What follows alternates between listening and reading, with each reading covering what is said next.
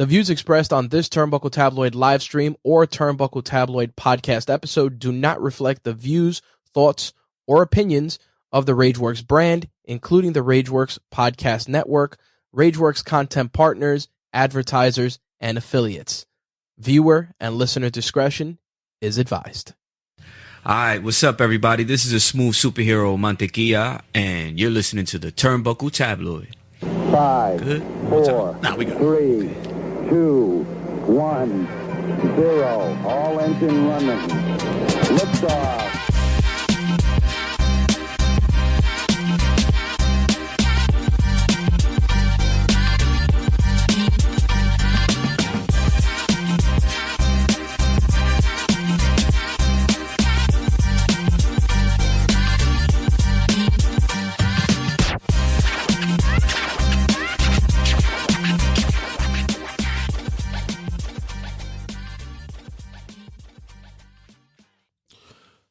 This is one of the episodes in which that it's not the happy-go-lucky opening salvos that I usually will do. And it's also a opening salvo that I haven't done in a couple of years. As many of you guys would know that I'm a big wrestling fan, but I'm also very in tune in the current day news stories and as well as current events and political stuff. And this week it got to me. It really got to me. And I'm tired of hearing the fucking bullshit. And it's every fucking week.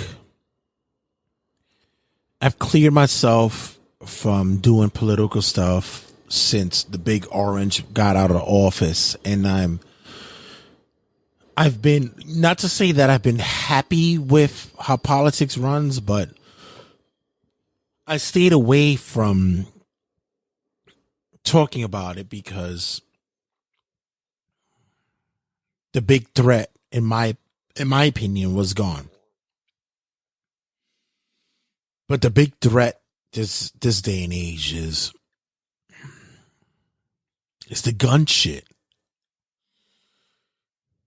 The gun shit is just way too much for people, and there's too many parties and too many people that are just allowing this shit to go by because we have freedoms. This is what we are allowed to do. And until you really learn the policies, the Constitution, the realization of what is law that is to be passed when it comes to guns and ownership, you'll be shocked to know that no, this is not a privilege for you to have. And a lot of you people are too dumb to understand the writings of it. And I often say that you would accept the writings of from the 1700s, but won't understand the writings of the modern. You weren't even born or even understand their literature. But yet you would accept it as truth because somebody said that's what it was. Once again, we lost bodies, families, lost family members, children lose their lives because of the ability to gain firearms. And in this instance, everyone sits there and says, like, well, it's not white supremacy because every attack is white supremacy. No, every attack is with a gun. But if you wanted to shine a light on that, yes, the individual who did the attack was of Latino, was Latin, was Spanish. But he didn't ever identify himself that way. He was a white supremacist. And it's like, well, how can you be a white supremacist and still be Latin? And you're Latin and a white supremacist. Easily, because you could be a white supremacist because you follow white power beliefs. You don't have to be of that color to follow it. It's that simple. Just because, you know, I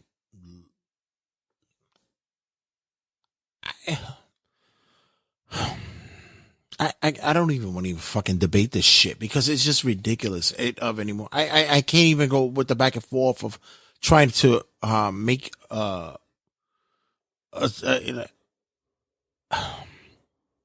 guys, how are we going to do this every day? How can we do this every day? We can't sit here and continue to allow individuals to get these assault rifles as easy as they are. And for you motherfuckers in Texas, if you listen to my show in Texas, please do me a favor. I'm okay. And you're not happy with my beliefs in this, don't listen to me anymore. Florida, same way. Don't listen to me anymore. Any one of you guys that believe that we have the right to bear arms and have the right to arm bears, whatever the fuck it is, don't listen to me anymore. I'm okay with this. You don't get it. Children who don't deserve to be slaughtered and murdered or being slaughtered and murdered because of the allowance of people. And as per the conscience census of people of this country, I believe it was up to like 78% of people in this country who said we need regulation in our distribution of arms. Apparently certain states say, hey, it's okay. It's mental health that we need to worry about. So let that be true. Do you work in that field? Do you understand that field? Do you have any kind of acknowledgement of what goes on in that field? Because if you don't, then you shouldn't be throwing accusations to that being that. Because I could counter that and say like, yeah, mental health can be a problem, but why are you giving mental health people a gun? Someone's not doing their research. Someone's not doing background checking. Someone just is not looking at an individual as like, yeah, you look fucked up. You know, I'm not giving you a gun. Because, I don't know, when I was young and I went to buy a bottle of fucking Henny, the liquor store guy would say, yeah, I'm not selling it to you. Without even looking at my fucking ID. But with guns, it's like, there you go. Sure. Have a good time shooting deer or rabbit or a fucking school or a mall.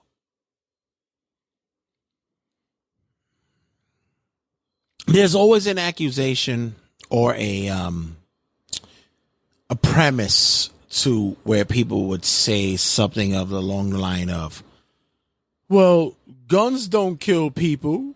People kill people. I forgot who it was. It was during this news story where And I would change it to the modern time days of this fucking era where someone would say, well, it's not guns who kill people, it's people who kill people. And I'll go, yeah. Aaron Judge can't hit a fucking home run without a fucking bat. Do you need me to break that down to you? You can't shoot people without a gun.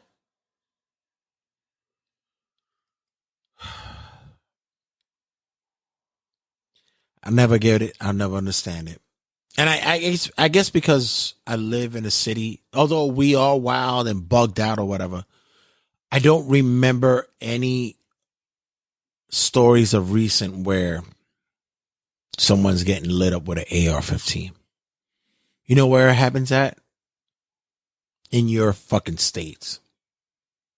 Yeah, we get stories of somebody getting choked out for 15 minutes. And yeah, we got to deal with that shit. And we understand the schematics and the process of dealing with it. But every fucking week, we got to hear stories of somebody in a fucking red state or in a state that's so fucking open to allowing people with assault rifles for mass murders.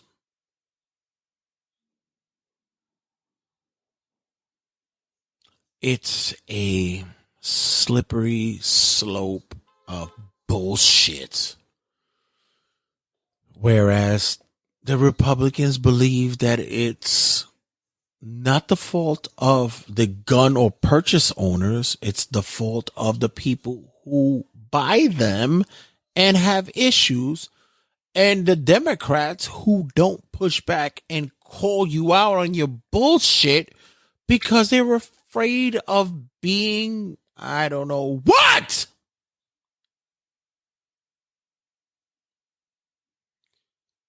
At the end of the day,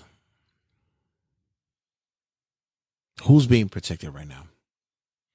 You could go to work wherever you work at. You can be a sneaker dealer. You can be a clerk at Dollar General, or you can be a clerk at a medical facility. Hell, you can be a teacher, principal, dean. You can be a doctor, nurse. Doesn't mean that at any given time that you might get a bullet put in you because someone wasn't happy with the government or your practice. You could be an IT worker and someone was mad that you didn't get me logged in to my work progress in time. And now I gotta put one in you.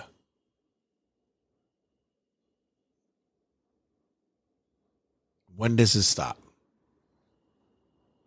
When does it stop?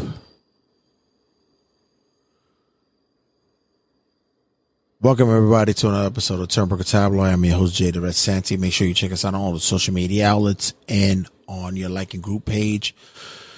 Make sure you check us out on Turnbuckle Tabloid at Turnbuckle Tab on Instagram and on Twitter at Turnbuckle Tab. And make sure you check us out on Twitch and on YouTube and on TikTok on Turnbuckle Tabloid. Also, make sure you check us out on all the podcasting outlets at Turnbuckle Tabloid, RageWorksNetwork.com. You can get us all the love there, and as well as RageWorks.net, where you get reviews, previews, all things connected to the world of pop culture. And be sure you check us out for contests and thoughts that are coming up for all pop culture outlets. Guys, I'm just tired. I'm just so tired of this bullshit. There are people who are going home without their kids. There are people who are going home without their parents. But yet, well, the Constitution says that we can hold these. And it's like, no, learn your fucking government if you're so smart. Learn your literatures. Learn it.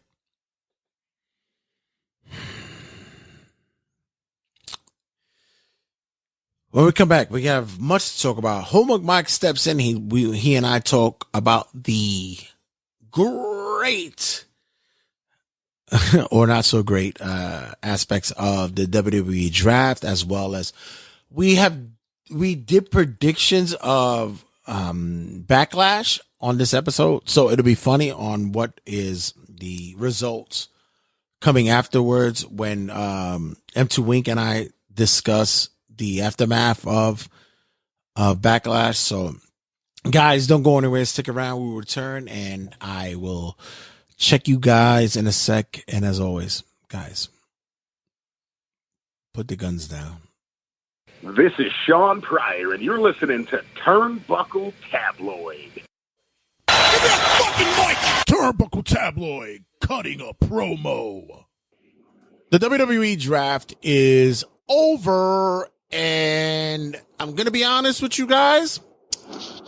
I'm not quite sure what occurred. I'm a little bit perplexed on the outcome, the finalizing of the draft. Of course, can't do this alone for this run, so I'm sitting with our guy, Homework Mike stops in, and Mike also has some thoughts, opinions, and views of what occurred this past week or so. And I'm usually the resident draft hater. You know, I mentioned on the last show, I said you and Henry are the most negative WWE people I have ever met. Not me, bro. Henry's more negative than me. I don't know. It's getting neck and neck. How negative? How the hell have I been negative? Well, there's always whatever presents as a possible storyline and stuff. It's always, well, this doesn't make sense. Or that's pretty dumb. That's stupid. So yeah, you have shown your hateration at times. Listen, I feel like I question it. Henry just hates. Full on hatred. And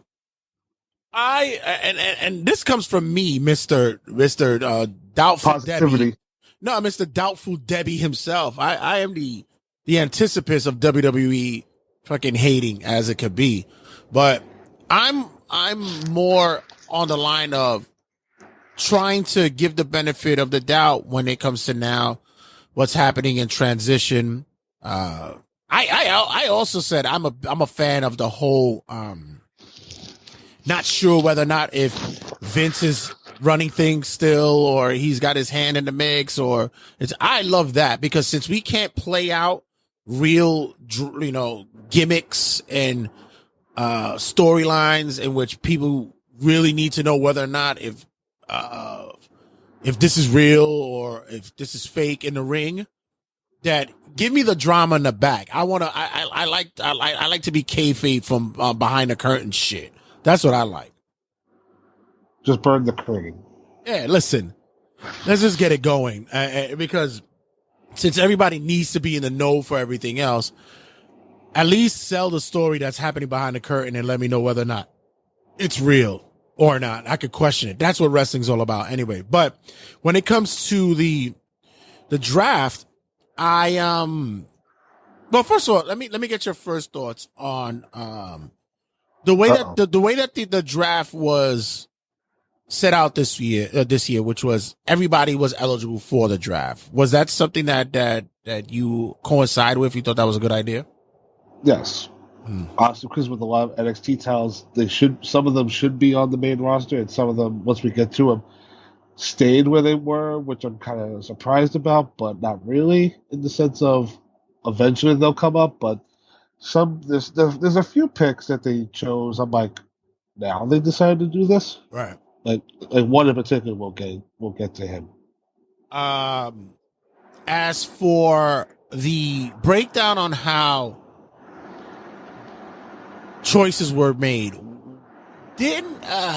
Was it always that it was 1-1, or was it before that Raw would get 2 picks and SmackDown would get 1? Didn't they do that before? It was always Raw gets 3 and SmackDown gets 2 for each round. Right. So because the way they explained it was since Raw has a third hour, right, they get an extra pick. Right. And then once we get to the draft pools, the roster lists are fucking insane with all the names that are on one show and compared to the other show. Okay, so I knew I wasn't, which has always been the problem, I think, for me since when they did this in 2016. That one show, I get it with the third hour, but you really don't need all these people. Like, really, like you need people that can wrestle in the 3 hours, not to have like 100 people on a 3 hour show. That doesn't make any sense.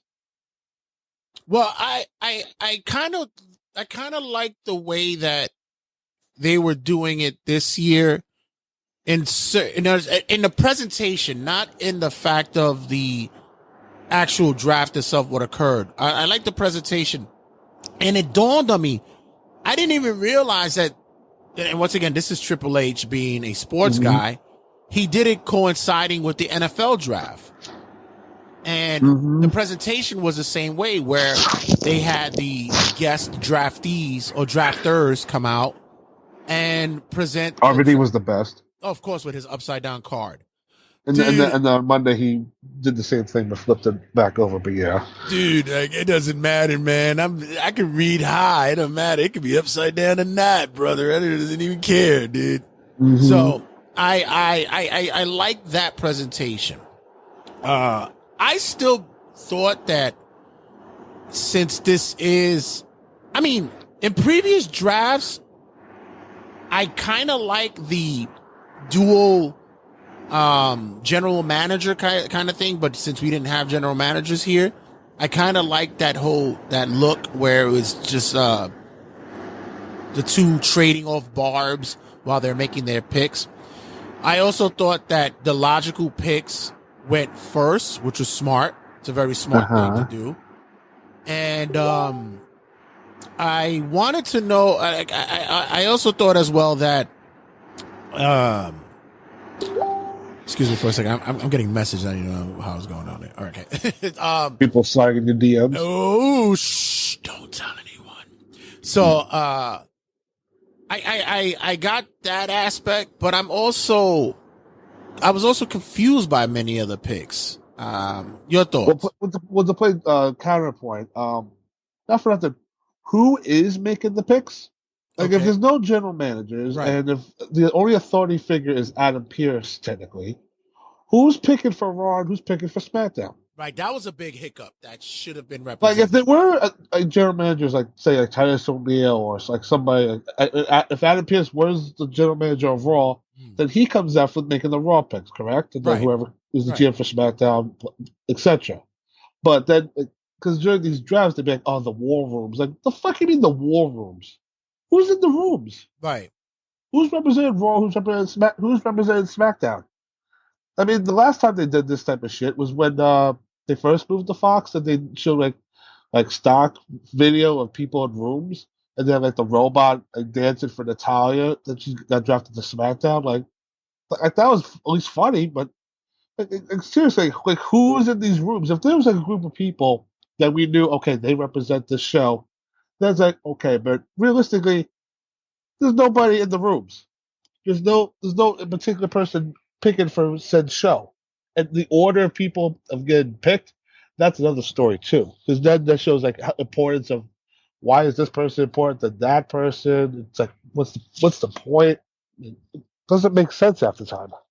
No, you're right, and that like why does one person get picked over somebody else? Like Shotzi has been up and down, but she gets picked over. Say like she got picked over.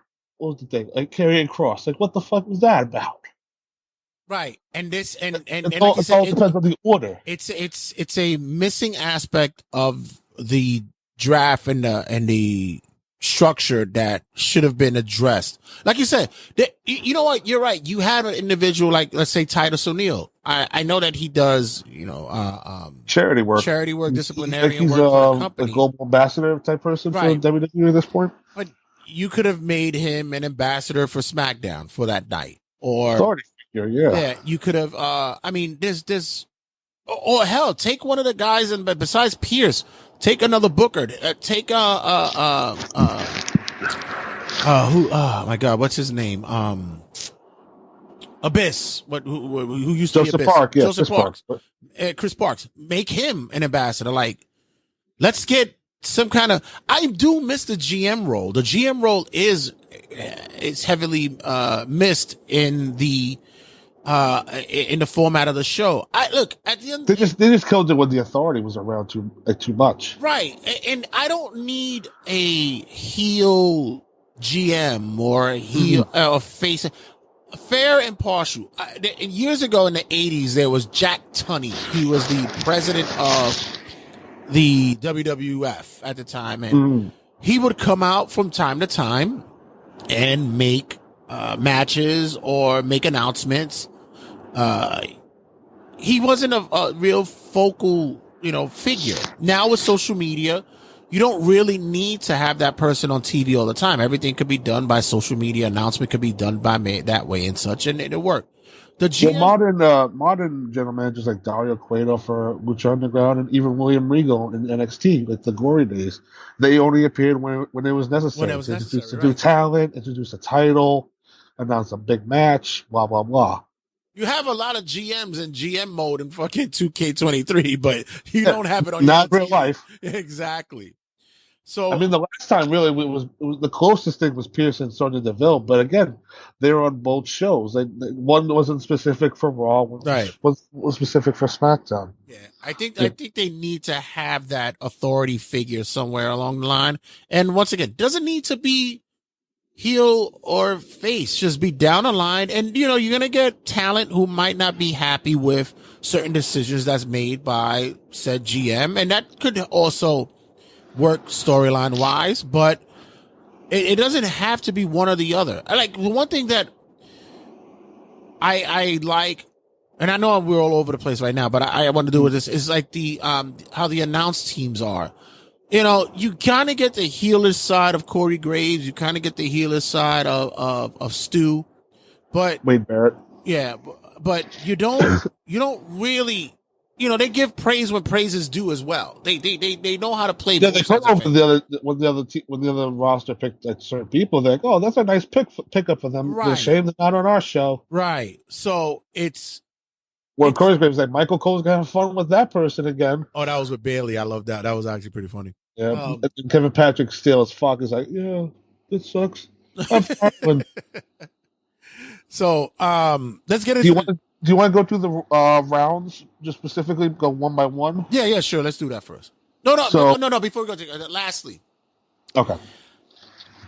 Free agency.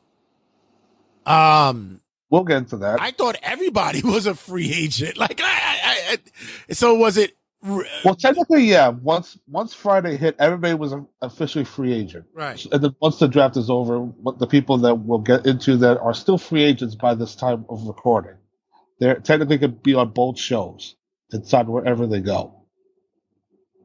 Right. Including 2 NXT guys that were involved, actually.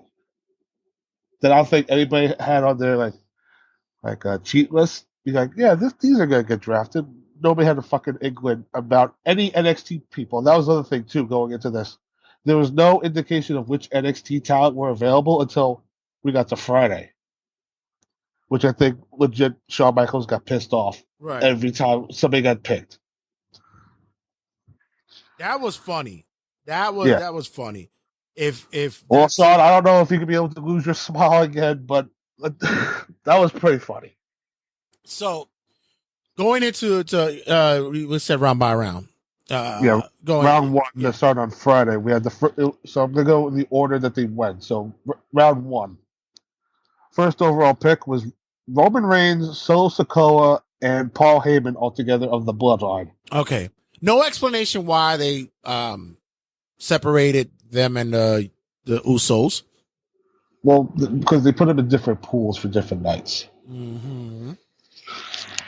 Right. But yeah, there could also be a thing where Paul Heyman pulled strings and said, "Don't put them in the same pool as us." Okay. But we'll have to wait and see. But that was SmackDown's first pick. Did you have any problem with them picking them together, Solo and Roman? No. You think Solo should have been his own pick? At least pick Roman and Heyman together. Yes and no, because like I said, it didn't make sense that you separated the Usos, but yet Correct. you left those two together. So Also, first pick, you grabbed 3 fucking people right away. And which, by the way, it's not like a legit draft. What you could have really done is said, Roman gets picked first. Raw was going to automatically take Cody second. That was going to be their second pick. I mean, their first pick. Right. And then you could have immediately signed Solo after, make him the second pick for SmackDown, and give an explanation why. He's the hottest thing going on. His track record proves it. He's been dominating. You could have made it as in that he was the next genuine pick after Roman. You could have really hyped that up. You could have called him like a high prospect pick. Right. He has high motor, as he would say in the draft. He has high motor. His record makes him the second pick, but yeah. But, right. So yeah, Roman, Solo, and Paul go SmackDown. Cody got picked number 1 by Raw. Then SmackDown picked Raw Women's Champion Bianca Belair. Okay, this is gonna bother me, but okay. Next up. And then the 4th pick on the first round was Becky Lynch to Raw. Okay. Let's talk about the Bianca pick. They're doing the bullshit again, which is swapping belts. With the swapping belts. So I'm listening to, I believe it was, I'm not sure if it was What Culture or it was Cultaholics, where since there's like a whole new revision of what they're doing with the belts now, we got a new title on Raw now. I said, because everybody's, pissing a bitch about the, you're basically now downplaying the Roman having the 2 titles, the unification universal title, right? Mm-hmm. So now it makes it seem as though that's insignificant. Just like you getting a blue check mark on Twitter now is insignificant because you could buy yours now. You didn't earn it. You could buy it now. So yeah, the world title is now the 3rd place prize. Right. So, to me, I would take it as they should unify the belts and just make it the WWE Championship. There's a reason why there's a World Heavyweight title label on it, because for you to compete for this belt, you have to be a heavyweight.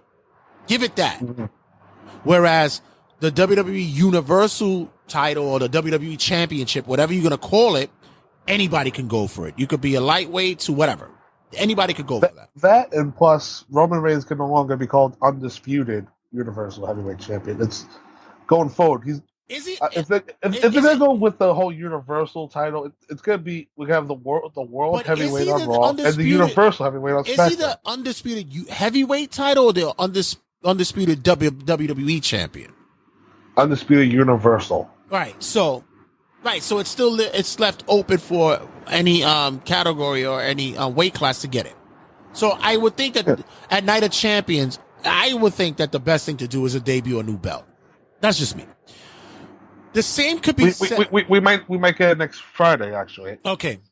The same could be said about the women's title. The women's title, because now you're diminishing Bianca's Raw streak that she's had. Had over a year now. Right.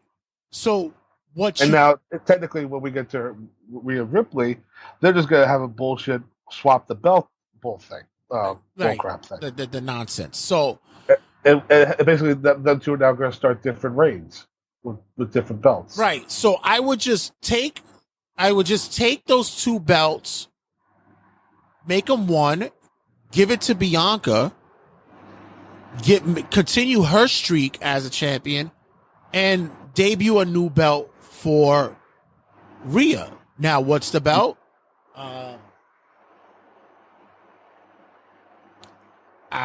You could do a women's universal title. She just got that belt, so she could give her the women's universal title. You could give her you can make it something, but you don't want to diminish Bianca's streak because now it's pointless. The weird thing about this draft is I could have easily believed Raw would pick, like, say Cody did go first for Raw. I would believe if they picked Bianca first, and then that way SmackDown could turn around and be like, oh, now we still Cody, and then Raw could be like, oh shit, we did think this one through. We didn't think you'd actually do that. Yeah, right. But then the other issue is, and then we could avoid this, because I don't want another whole them two staring at each other in the ring, have to swap the titles, and then they go on their merry way. I don't want that. The last time we had that, it was the most awkward segment on TV history. Right.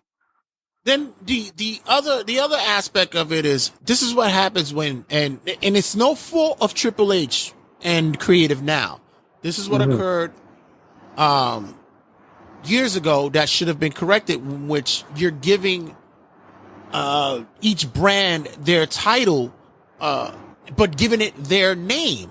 You could have given the Women's Championship and the WWE Women's TV title something. Don't give it the brand name's title. It diminishes, and it's the same thing that we're looking at with the tag titles. What's your thoughts?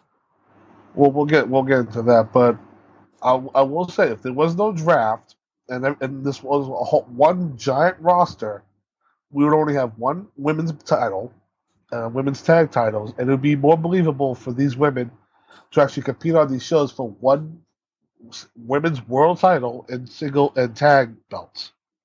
But that's just me. Because at this point, even when they split the rosters up and split the women up, there's still not enough. And there's not enough women compared to the men. But that doesn't hurt me so much to think about, because as much as people hate to hear it, women's wrestling is a novelty to me still to this day. And it's not because of my thoughts about it. It's the culture here in the States. It's different when it comes to like Japan, where Shimmer is large and they have a large woman wrestling following. Here in the States, it's just the way it is. It's the nature of the beast. This is why, the WNBA is now starting to slowly progress to become a fixture in watching, sports by a male demo. Same could be said with women's wrestling. It's baby steps. This is why that they're putting women's main events on. This is why that they're, you talk about that they force fed Roman down us, but women's wrestling is being done the same. And I'm not mad at it, because when you got talent like Bianca, Becky, Bayley, Charlotte, Asuka, when you have that kind of talent, of course you got to debut them. Of course you got to display them. I get that. But, that's why I've said I'm not upset when you don't have a large roster of women to compete for these belts, because they got to show and prove and earn it. Yeah, I can see where you're coming from. But let's continue. So let's go to round 2. SmackDown. This is when everybody started complaining about the pecking order of certain talents. Because SmackDown, instead of, in theory, getting your title, your champions back, you draft the Street Profits together. And then Raw returns with getting Gunther, Kaiser, and Vinci, all of Imperium. And with that pick, Raw gains the Intercontinental Championship away from SmackDown. Okay. Then SmackDown retaliates with, hold on, who they got? Number 3. Oh, they drafted Edge. And then Raw retaliates with Matt Riddle. So that was round 2. Okay. Any thoughts about this round? And now this is why the importance of GMs would have made sense, because I like Gunther going to Raw. Let's get that out of the way. I think that's the best pick in the draft. But as you said, and you know what makes a lot of sense is storyline mode, and this is why I said I miss the aspect of someone being a representative for said brand, because someone could have said, you know, if they're on Raw Talk or Smack Talk or whatever is the shows they're doing these days, Right. Caleb Braxton would ask, you guys drafted Street Profits, and which is a great pick for you guys, but don't you think that they could have dropped lower in the draft when you still had champions on the board, especially a guy like Gunther, who could have made a lot of reasoning to stay on your brand? And the GM could have said, yeah, we thought that the possibility that Gunther could have probably fell to us on the next round, but we didn't get that, so we reached out and grabbed the Street Profits first because they were still a high motor team that we could have had. Like, you missed that kind of the opportunity to do that. And, Right. you know, I guess with Triple H and his love of sports, that he might have wanted to do that, but it probably didn't make sense for anybody to have that at the time. You know what I'm saying? So you kind of missed. Even if the SmackDown representative were to come out and say, we need to build a SmackDown division, so let's grab the Street Profits now. Right. If that was their reasoning. Right. Then people could be like, okay, they chose the tag division, but still also fucked up and not grabbing their mid-card champion. Right. They probably didn't think. They would also say, we didn't think he was on their radar. Exactly. Like, and that's what I'm saying. You kind of miss that aspect of that banter that could have occurred. What's next? What else we have? But anybody else on that run? Matt Riddle, Edge, no thoughts on them? Obvious moves. Do you think Edge going back to SmackDown for this last run is going to be good for him? Well, if opponents when we get to the roster, I kind of, you know what? It's funny because I'm kind of want to play like the GM mode right now for if I'm gonna say SmackDown. I'll say we took Edge because we knew that there's a nostalgia factor with Edge for those who have been long-standing wrestling fans for years. He was the SmackDown. He was the original SmackDown 6, and we know that blue, damn it. Yeah, and we know that for the years that he may have maybe dwindling down, it was a great pick for us because we believe that he could bring back not only his wrestling prowess, but also an audience that may have not seen him in quite some time. And so, like, I could have played that. The Riddle pick, I didn't think he was gonna go that high. Yeah, I was kind of perturbed by that one. Mm-hmm. But round 3, this is when the draft actually turned around, honestly. And this is round 3, Jay. Okay. SmackDown selects Bobby Lashley. Okay. Raw selects Drew McIntyre. Okay. Yeah, this is where it picked up. SmackDown selects the OC, AJ Styles, Carl Anderson, Luke Gallows, and Mia Yim. All 4. Okay. And then Raw picks The Miz. Okay. So,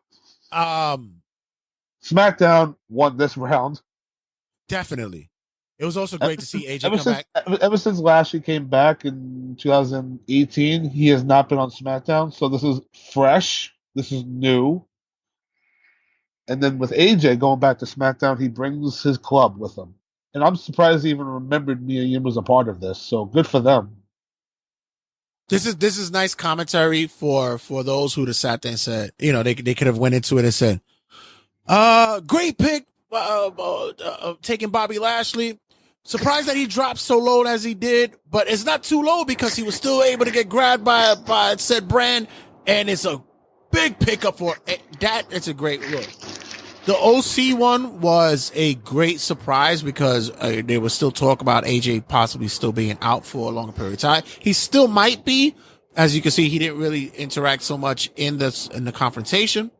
But he did do it for number 4, but he grew a beard out, so right. he looks ready to go. Right. And also, we haven't seen Gallows and Anderson. They've been gone since AJ got hurt. So, and Mia Yim's getting a chance on SmackDown. So, this is good all around for all 4 of them. Right. So, to give them some kind of shine and having them drafted as high as they were to debut AJ coming back makes great sense. Drew going to Raw when a lot of the speculation is saying that He's gone, this is what I'm saying. If we can't play out true stories that we want in the ring, because everybody needs to be in the know, everybody doesn't want to be a mark, but it still makes you a mark anyway, then play out the backstory of possibilities with contracts, with unhappiness, with now there's an initiative that's saying that WWE does not want talent to display their injuries. Let's do that. Let me, and especially with media, let me sit back and go, is this real? Is this, that's, let the kayfabe work back there. So, welcome back, AJ, and, let's see what they do with Drew on Raw. As for the Miz signing, little out of place. I would have probably dropped him a lot lower because we could have got him bitching for the next few months on why and complaining that he was fucking drafted too low. Yeah, I see your point, but also I think that the reason he stays on Raw is because he has to promote his Miz and Mrs. show on the USA Network, so it doesn't make sense to promote the other show. I get him going to Raw, but it's just we could have drafted him lower because I don't think anybody would have fucking really bitched and complained about it. He wasn't a priority. Except he didn't for have him, a belt. he'd have been the only one bitching and complaining about it.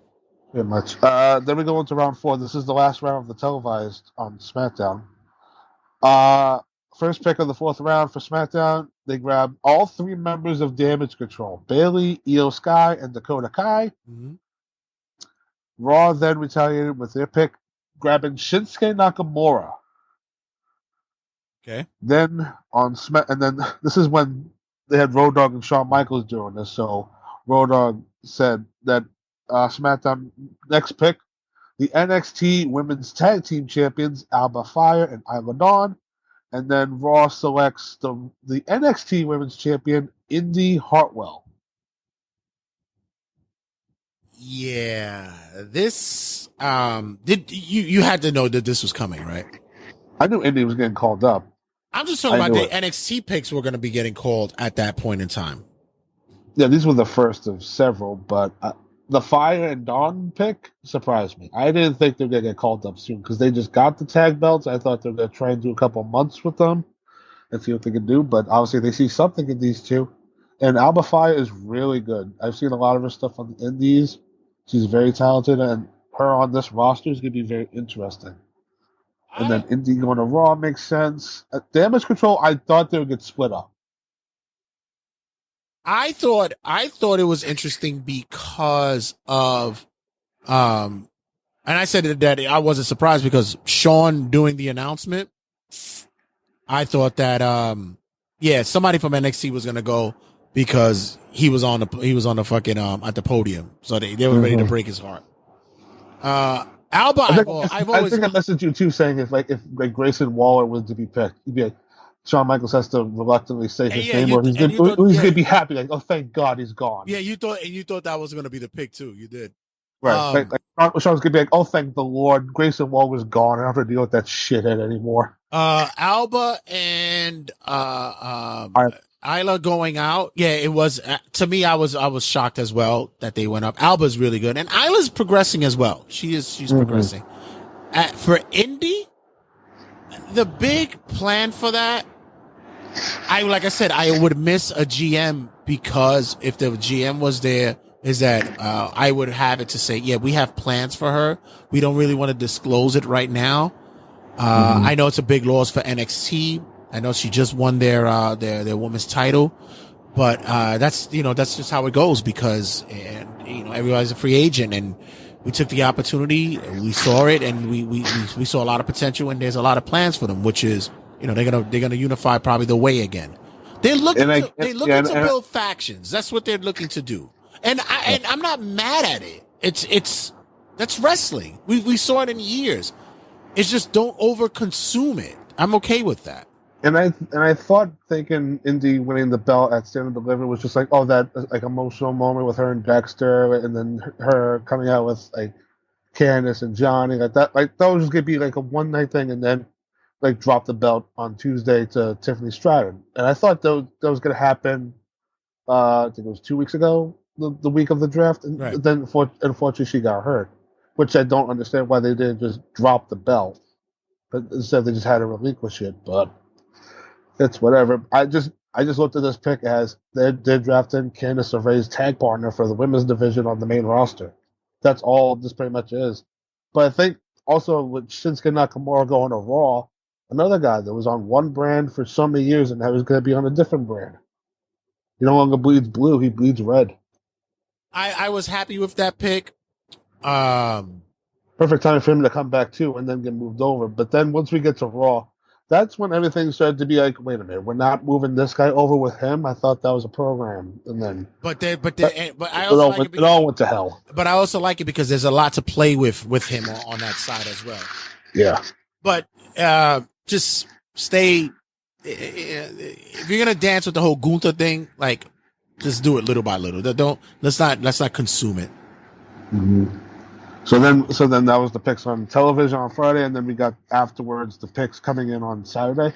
So here's who got drafted to SmackDown: Killer's Row, Killer's Row, Hit Row, and Lacey Evans. That's all SmackDown got. Hit Row, way too high of a pick. Well, this was the supplemental. Yeah. Way, even so, like way too high of a pick. I would have probably had them in free agency mode. Lacey, the one sent them back to NXT. Jesus Christ. Yeah, maybe that could have worked.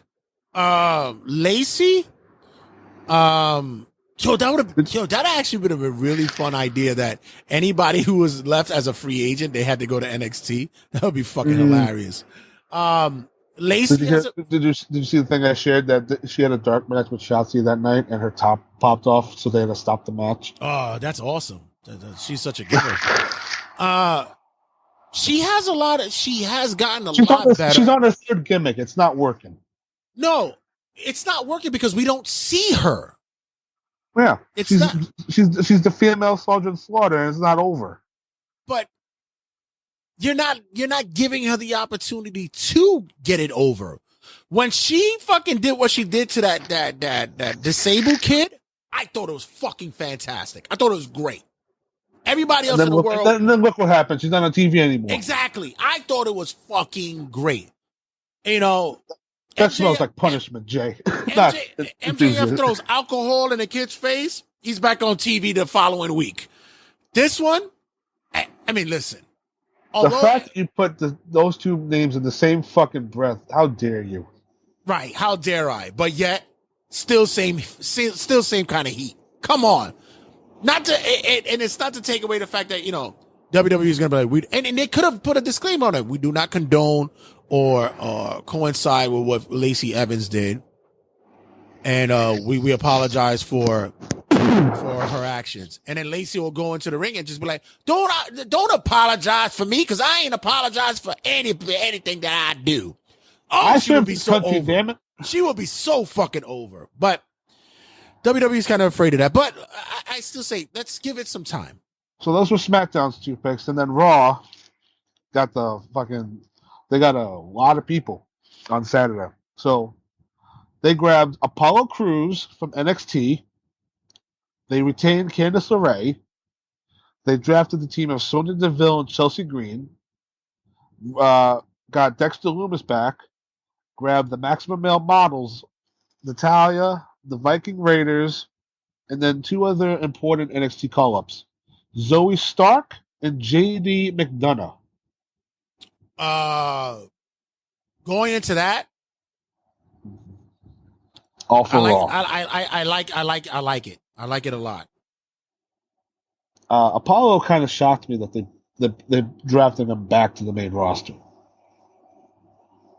I thought he'd spend a little more time down there, or I thought he was going to be one of those guys that goes, I don't want to be on the fucking main roster, send me back to NXT, but I guess they see some improvement in him from NXT and think he has a spot on the main roster, but I think a guy like JD McDonough, who's already linked to rumors of him joining the Judgment Day, is going to be good for him going forward.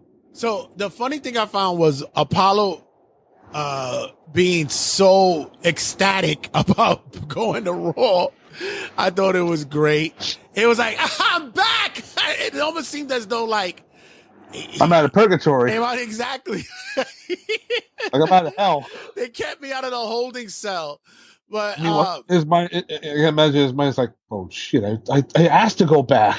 I also wanted to make it. I would have probably sold it as like, wow. Thank you guys for the opportunity. Like, it's been fun to last it, but I'm out of here, bitches. Like I'm gone. The McDonough one, I wouldn't automatically put him in Judgment Day. I would love to see him and Finn go at it until Finn forces him to be part of Judgment Day or something like that. Because he's baby Finn. That's basically what he is. And who's the other picks? Zoe Stark from NXT. Oh man, Zoe got a lot. Like they say in the draft picks, high motor. She has very much high motor. If she could stay healthy, and she can stay healthy, she'll be a big threat in the women's division wherever she goes. I see a big upswing. Another tagline. She is a big upswing coming out of NXT. Big. That's a really good signing for her. Mm-hmm. So that was the end of night one. So let's get into night two. We can start into round one.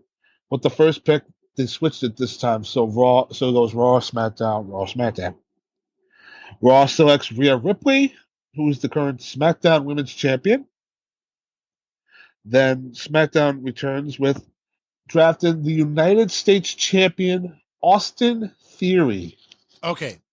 So once again, this has been a good thing to have the appointments of a GM, where you would ask each one is like, you still had two title holders on the board.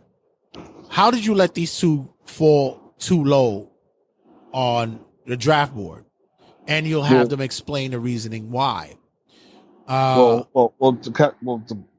give an answer, let's remember, everybody was divided into different pools. So for different nights, certain people were available. So that's why all the names were available on night one, and because they want the same certain names for different nights. Oh, okay.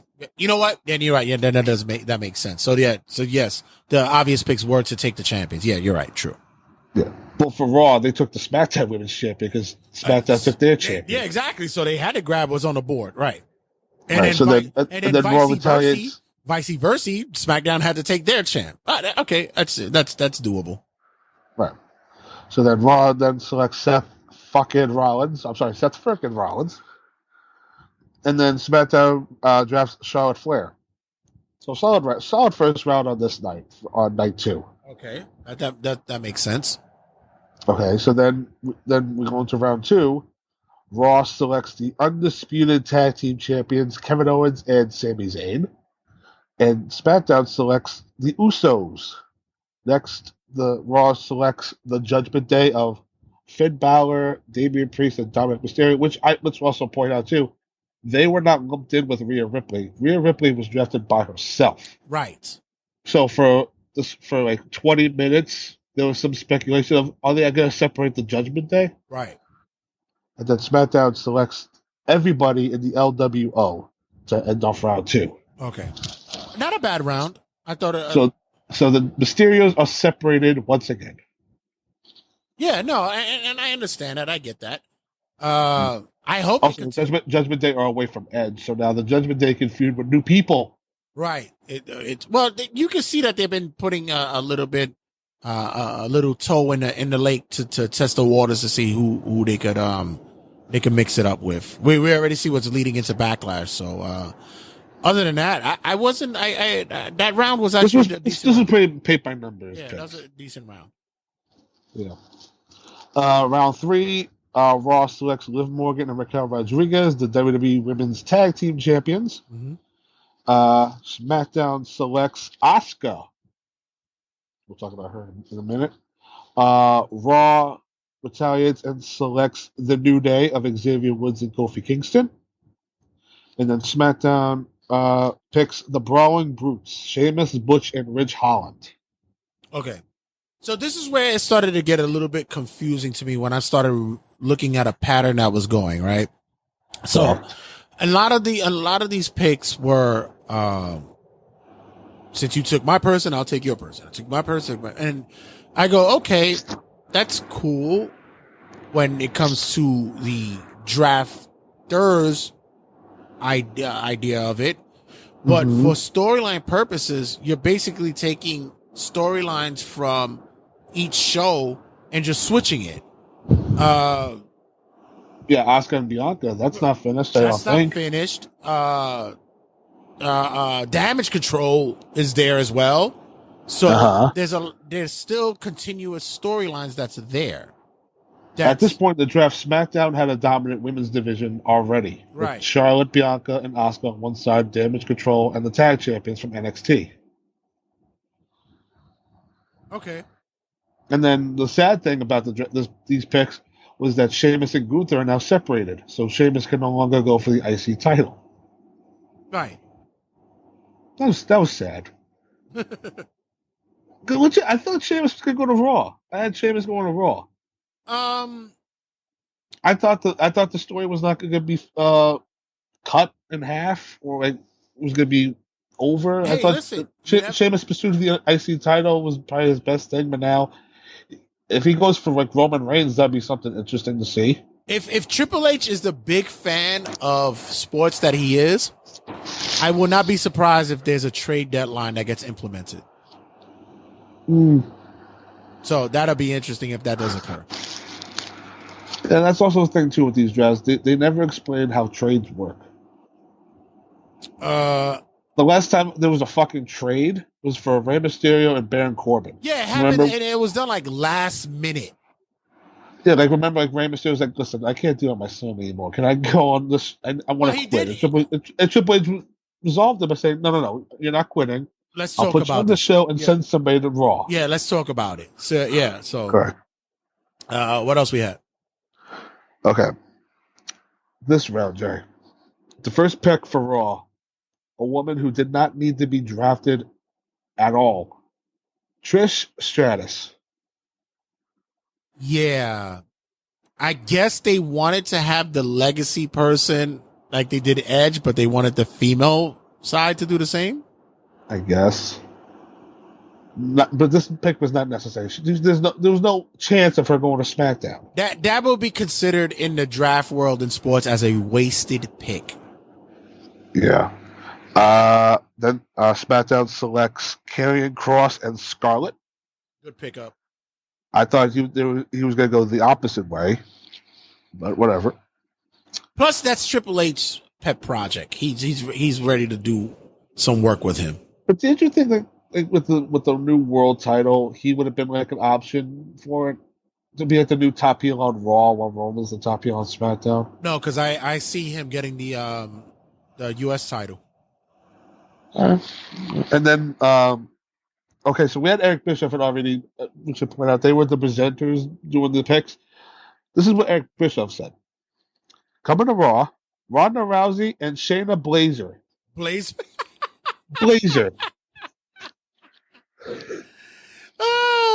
And I should point this out too. When RVD said that Karrion Kross is going to SmackDown, he goes, once the image showed up of Karrion Kross and Scarlett, he goes, "Oh yeah, Scarlett too."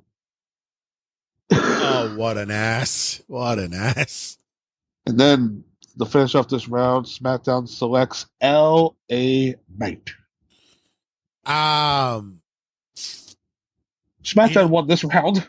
They did, and I would have probably thought that he's more of a Raw fit, but yeah, especially when they're trying to do a World Heavyweight Title tournament. These were two names you could put in the tournament and make people believe they have a chance. But SmackDown is, I think they're gonna make that his show. It's gonna be his show.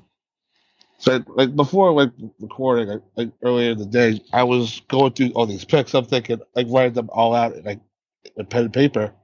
And if Roman Reigns is not on these shows weekly, they needed heels. So Cross, Knight, all these heels that you thought would go to Raw makes sense going to SmackDown, because if Roman's not there, there's got to be people on the show to grab some heat. Yeah, and be at these main events. But they love him, so it's gonna be crazy. In theory as well. It's gonna be crazy because they're gonna end up fucking turning him. They're gonna love him. the fans is already is eating him up. Okay, so then we go into round 5. Yeah, round 5. Raw selects the team of Braun Strowman and Ricochet. SmackDown then selects Shotzi. Why? Then Raw selects Bronson Reed. And then to finish off this round, SmackDown selects Elton Prince and Kit Wilson, known as Pretty Deadly. Who's dead? Yes, they're back. But they killed him on NXT. They killed him. They were sleeping with the fishes. They apparently they must have got revived in the Hardy compound. But they went with the NXT crew clapping along. The upswing is Pretty Deadly going to SmackDown is an interesting pick. That brand got a really good tag team though. They actually did. I mean, them and the Street Profits right away. Exactly. That's interesting. Them and the Usos. You question Shotzi. Shotzi's not bad. I think there's I like Shotzi a lot, but it's just that the positioning of like her over everyone else at this point in the draft. Well, we'll look at who else is. And I thought she was going to go to Raw too. Again, so it's like and when they announce her name, it's like a wet fart in church. Right. Like people like why her at this point? Listen, if it's a wet fart in church, it can still be fun. So it's if you're in the war rooms, why? What's the reason not to pick Bronson Reed over Shotzi? Because if you get Bronson Reed, then that triple threat backlash is in your favor. And if I was a GM, I would sit there and said, I'm looking to load up SmackDown with some high motor females. You know, that kind of there's a demo that we're looking to get, and she's part of that demo. Like, let me get that. That's the kind of commentary that I would like to hear. Let's have that talk. It'll sound real, like something. Instead of like, let's get that bitch with the tank. That bitch with the green hair. She looks cool. Yeah. So, I get it. Yep. Sorry, what were you gonna say? No, I said I get it. I understand where you're coming from, but still, if there was more of a conversation with a fixture or someone of position for each show, it would make a whole lot of sense. So, once we get into like the free agents afterwards, like there was people I could have seen way picked before Shotzi, but if Shotzi's pretty much over at this point, might as well pick her at that point. But now we go into the 6th and final round on television picks. Raw selects the Alpha Academy, Chad Gable and Otis. They don't get split up. SmackDown then selects I think like they called them the Meat Mountain, Rick Boogs. That's what Teddy Long called them. And Elias? No, just Rick Boogs. I thought it was a tag team. I thought that was a tag team, the Meat Mountain. We'll get into them. Elias is currently a free agent. Right. I know that. I saw that. And then Raw, with their last pick in the draft on television, they picked from NXT, Katana Chance and Kaden Carter. Which is another team that's like, really? And the funny thing was, before this, they advertised that both the Alba Fire and Isla Dawn were going to defend the belts against Katana Chance and Kaden Carter on TV the next night. Exactly. I was like, really? Yeah. Which is very funny, the timing of all of this. And then with the last pick, SmackDown is going to the moon. They drafted Cameron Grimes. Finally. I'll say this: Cameron Grimes going for that U.S. title against Austin Theory. Those matches sound great. Yeah. Heel or face though? What would you have him pop up as? A heel, he's very entertaining, but I think as an underdog babyface coming out of the block, it could work. It can work, actually. He's very entertaining. How come I automatically believe that it's going to be him and LA Knight kicking it off? Well, they did have a feud in NXT for the $1 million belt. Exactly. So I can see and we know how they feel about LA Knight. They pretty much don't put him in the main event, so Cameron Grimes would be a good start for him. Right, and I heard that he is fucking jacked right now. Yeah, the leaked photos of him and his new he's been pretty much on ice for months now. Yeah. What was his name in Impact? Trevor Lee. Yeah. From Too many Lees. From the transition that he came from before to now, he's a kid that deserves what he's getting right now, and I'm looking forward to see how that transitions for him in the ring. Like I said, automatically his gimmicks when he came into WWE, but his first was like, look at my fucking hat, and I invested in Bitcoin. Yeah, exactly. That's been his gimmicks. To the moon. Yeah, he got over with that shit. So I'm now we're going to the final. Not upset about that at all. So as final selections, I'm gonna go through Raw because Raw pretty much grabbed everybody that was left. Going to Raw: Akira Tozawa, Dana Brooke, Emma, Johnny Gargano, Nikki Cross, Piper Niven, Riddick Moss. No, don't call me Madcap anymore. It's Riddick. Tegan Knox, Xia Li, Los Lotharios, Angel Garza, and Humberto Carrillo. And then coming from NXT, Jinder Mahal, Veer, and Senga in the sheer.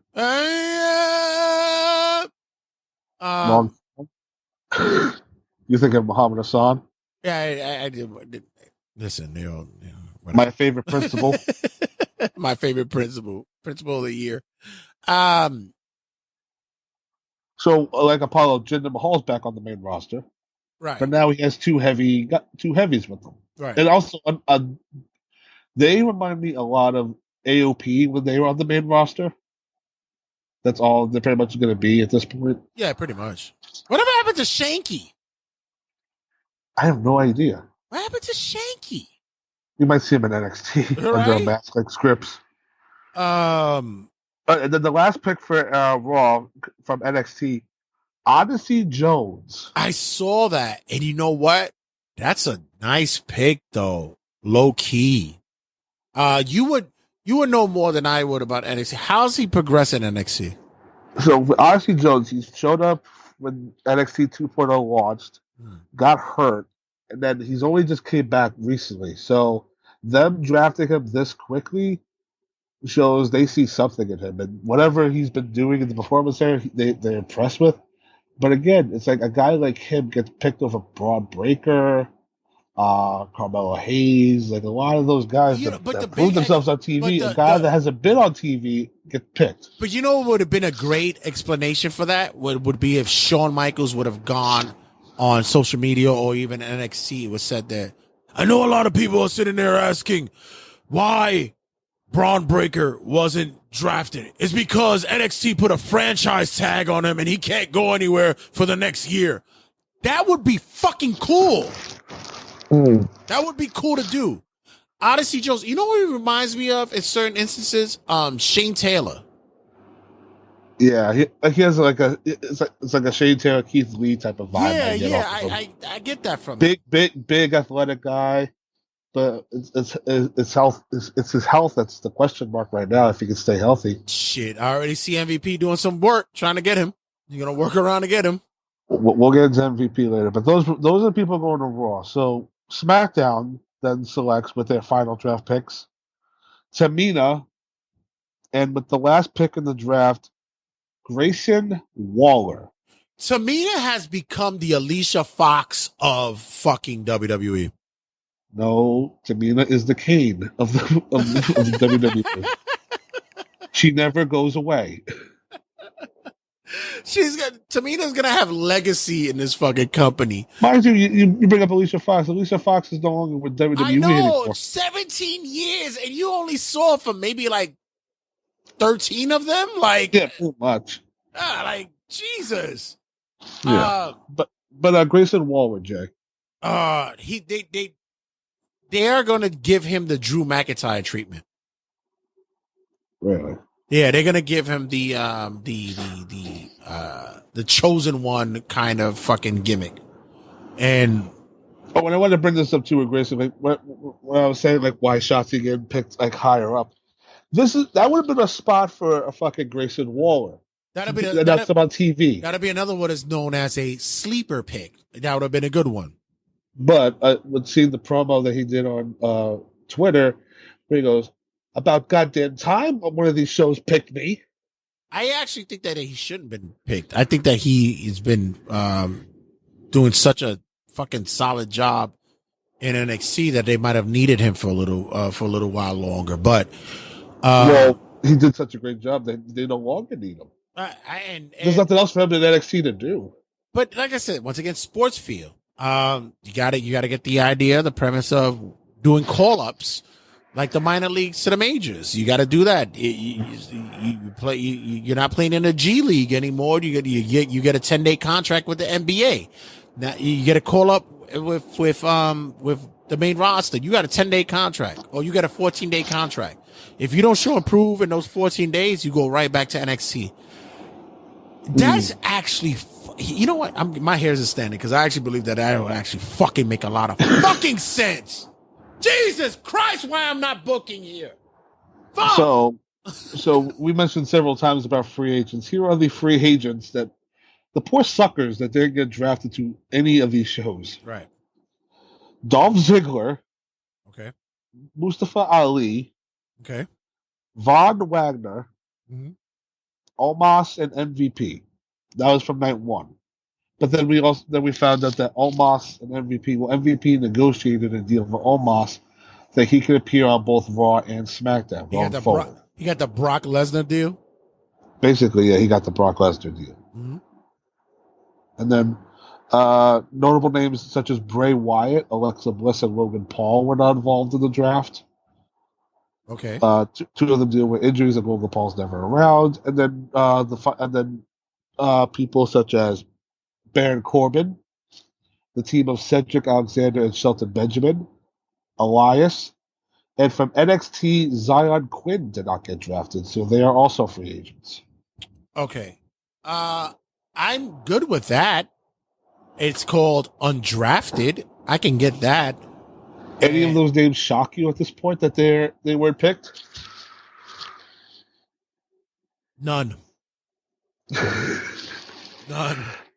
Dolph Ziggler fan, you are. No, I love Dolph, but another one. He's the Alicia Fox of the fucking, but he wrestles. I think with Dolph is a multifaceted wrestler that he can go anywhere, and I would use him for that. And I think that he's earned his stripes to be that guy. He's a company guy. I mean, currently looking at the roster, the shape of them, all these free agents can just go to SmackDown at this point. I think with him, it just fill it up. I think with him, he's getting the whatever contract he has money wise. He's comfortable with it because he can do his other stuff, like do his stand up and all that stuff. They give him that levity to do that. He's good. And if he says that, okay, I'm done with doing this, let me out. They'll let him out. Yeah. Well, or his contract, whatever, just runs out. He'll leave. Because let's be real, he's not on TV at all at this point. Right. He's there to put people over and do the job. Right. And that's why if he goes to SmackDown, like the first person he would put over is Grayson Waller. Right. Because Grayson Waller's gonna need something. But the other guy, like Randy Orton, if he ever comes back, he's a guy that can go straight to SmackDown. Big E, if he ever comes back, it's him, and he's going to link up with the New Day that are currently on Raw. So, right. Tommaso Ciampa is out with injury. If he comes back, he goes to Raw. He can team up with Johnny Gargano, get DIY. There's a lot of options with a lot of people. I would have a list. I would get the list where it says like all those individuals, like you said, is like IR, injured reserve, like that kind of look. As like Bray Wyatt just has a bunch of question marks next to his pending name. evaluation, like that kind of pending medical clearance, like that kind of shit. Right. I would, when AEW said that we're gonna do win-loss records, we'll go, okay, that's a sports field, but here's the real sports field. And then they ruined it. Yeah, but when it'll be like, here's the real sports field. You know what's the real sports field that wrestling promotions are afraid to do? The fucking contracts. They're afraid to tell people what wrestlers are making. And they would not disclose that for anything. Yeah. So that shit taboo. Yeah, exactly. But Truro, what's your thoughts about the draft in a sense? Overall, I thought this was, I don't know. I'm trying to think of what the words that come up with. I think overall it's going to be better in the long run for the next couple of months. I think for the whole year, I see a lot of changes though. I see a lot of people switching over to shows immediately. For example, I see Cody Rhodes winning Money in the Bank, cashing in on Roman Reigns, and he immediately goes to SmackDown. That's something that I can obviously see. I can see Charlotte Flair switching from SmackDown to Raw. I can see a lot of people switching shows despite wherever they got drafted to. And then with these free agents, I can just see them go straight to one show, and hell, even some of them unfortunately be fired. I don't know. So this draft, it was kind of necessary and not necessary at the same time. But now, after this Backlash show, it's going to be very interesting to see what they do especially with the world title, because they have been advertising the tournaments, and we need to see how the brackets are going to work out. And I think a lot of people, if Cody is involved in said tournament, people will have a problem with it. I would say that I think overall the draft, I give it a thumbs in the middle. And that's how I take it. I was confused by it, so I can't say whether it's a plus or a minus for me. But I like the timing. I like the structure. I like the way that they put it together. I think it could have been a lot better with what we mentioned, with having the GMs having a conversations after the shows where the GMs discuss why they made these picks.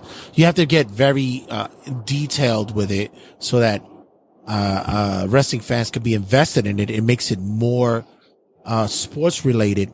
There was a lot of drafts that were made that you thought that it was, I draft you, I draft them. But it was also a lot of drafts that you did. And is it because you're continuing storylines on another brand that you're doing it? If so, you better make it interesting. Mm-hmm. Because, ratings have proven it that USA's ratings as opposed to Fox's ratings are drastically different. SmackDown gets over 2 million on an average if they can, as opposed to like the 1.3, 1.5 that USA is getting. So if you bring in those talents, is it still that low? I thought both shows were pretty much even with twos. No, Raw still, on a good night, depending on what it is, you could get a 1.6 on Raw, but SmackDown is still drawing at least a 2 million average. So it's still a demo that they're trying to swing to try to bring more of that audience over. And I get, it that that's business, but make it make sense. People, make it make sense. But also, I agree with you on the timing. That I think it's better to do it now than say a month before Survivor Series when they do the whole Raw versus SmackDown thing. Because if somebody from SmackDown goes to Raw and then like 2 weeks later, like, oh, I'm happy to represent Raw in 2 weeks at the pay-per-view. It's like, no, like, shut the fuck up. Like, you said that last year when you switched over to that show. Yeah, but after Mania is usually the perfect time to do drafts. I think now with this and then Backlash coming up on Saturday. Again, that Monday is going to be a very interesting watch. But as everything that's occurring with the post Vince retirement returning and stuff, which I know that's still that horse shit. From years past compared to how the drafts were being done, if we have it at a mediocre level, I think that's still a positive. I think that's still a plus. We're still trying to make chicken shit into chicken salad. So, I think that there still is different ingredients, certain ingredients that aren't in that mix.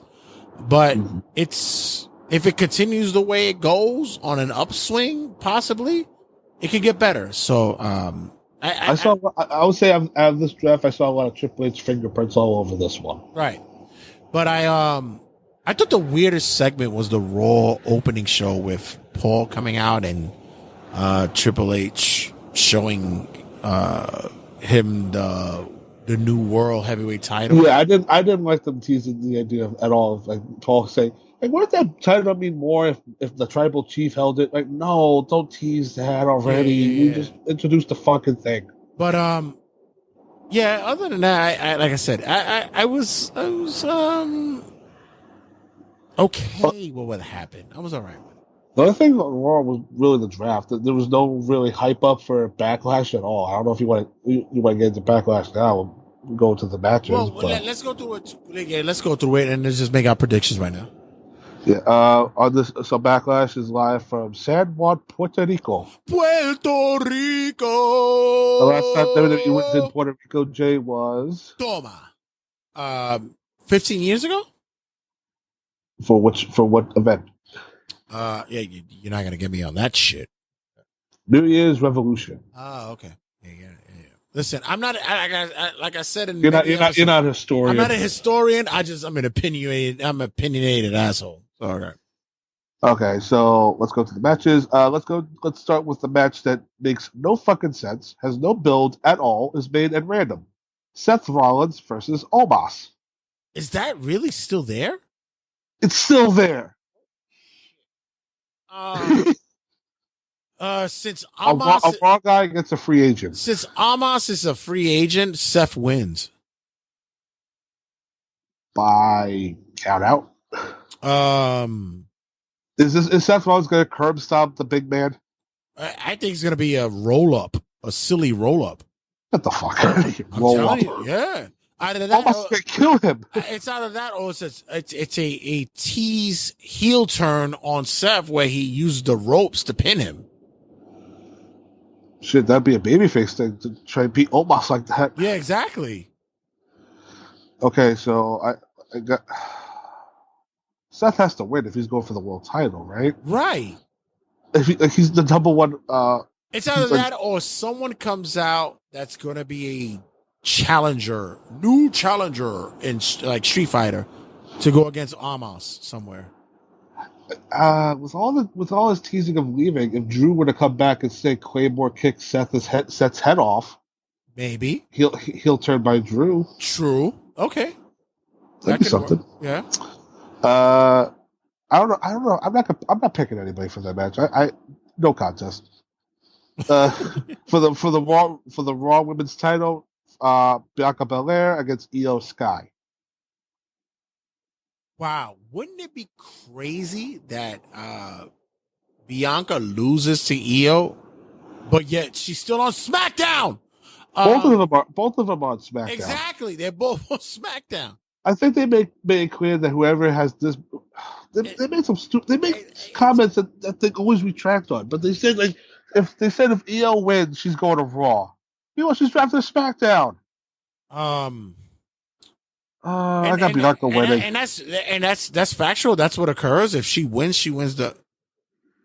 No, because then we have Rhea Ripley defending against Zelina Vega. Asuka is on SmackDown, right? Correct. Okay, yeah. Io wins. She's going back to Raw. She's going to take the Raw title.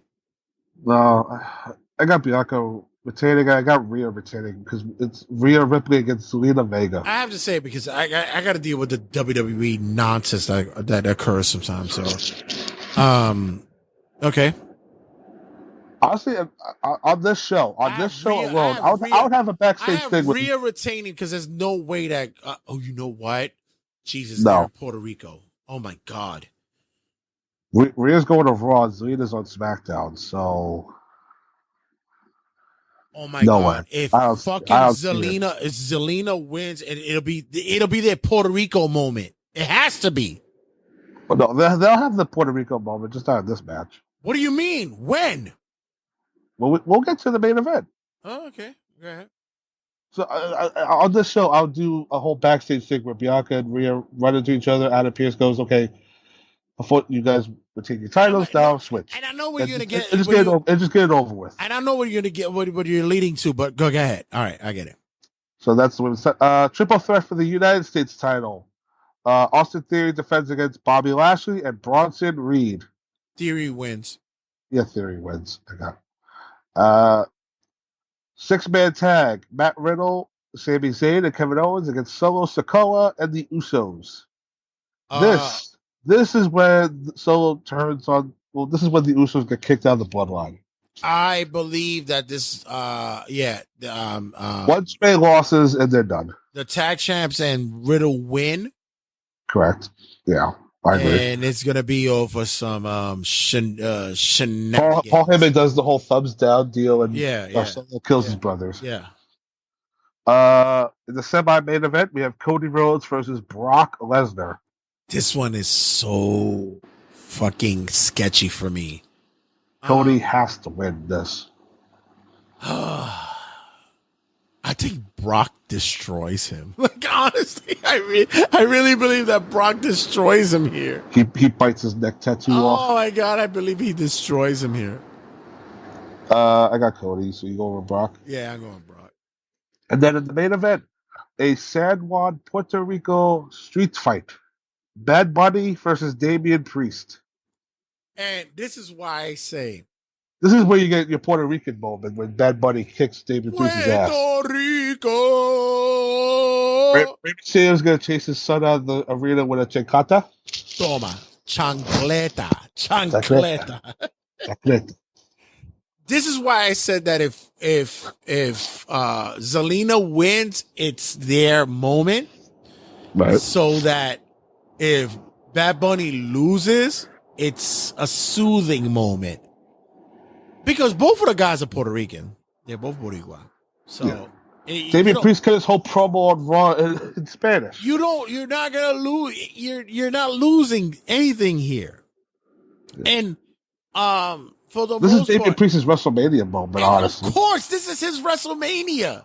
So if he was the only one representing Judgment Day that was left off of WrestleMania, and he's getting this in return, which is not a bad deal. And Bad Bunny is the entertainment factor. So if he loses, he just was that for that moment.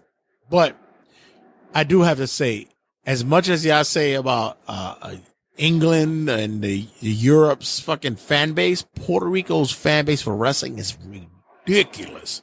So, I have to say that to put Judgment Day over, Priest wins this shit.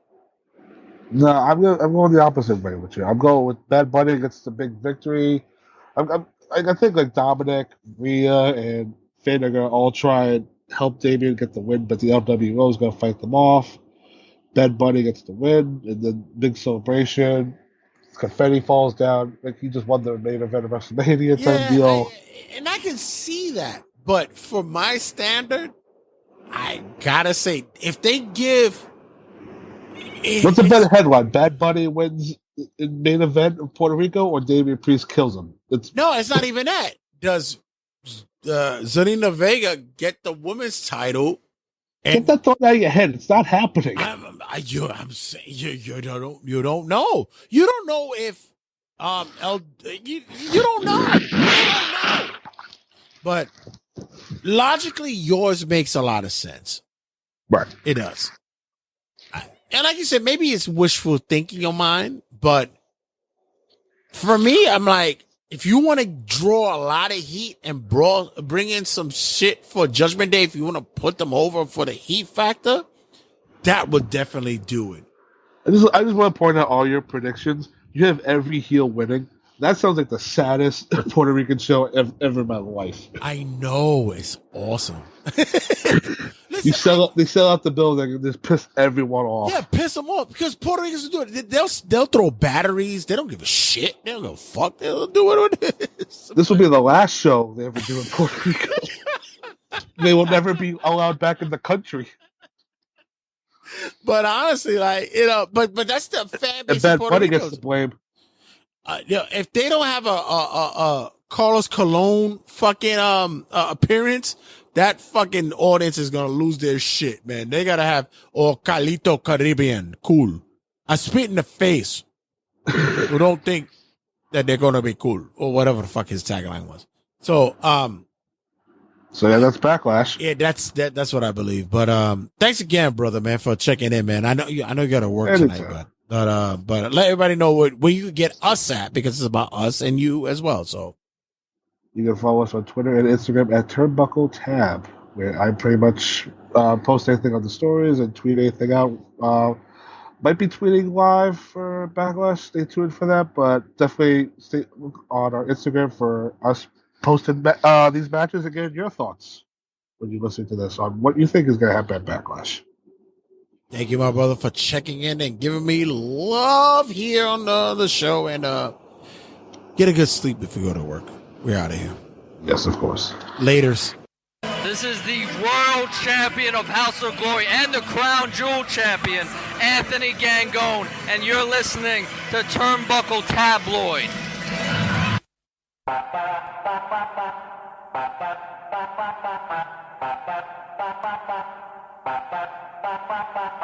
So we're here to cover the aftermath of Backlash, and of course I got to bring in our boy, your boy, everybody's homie, the controversial one, TikTok's own and YouTube's monetized, very monetized. Oh, M2 Inc.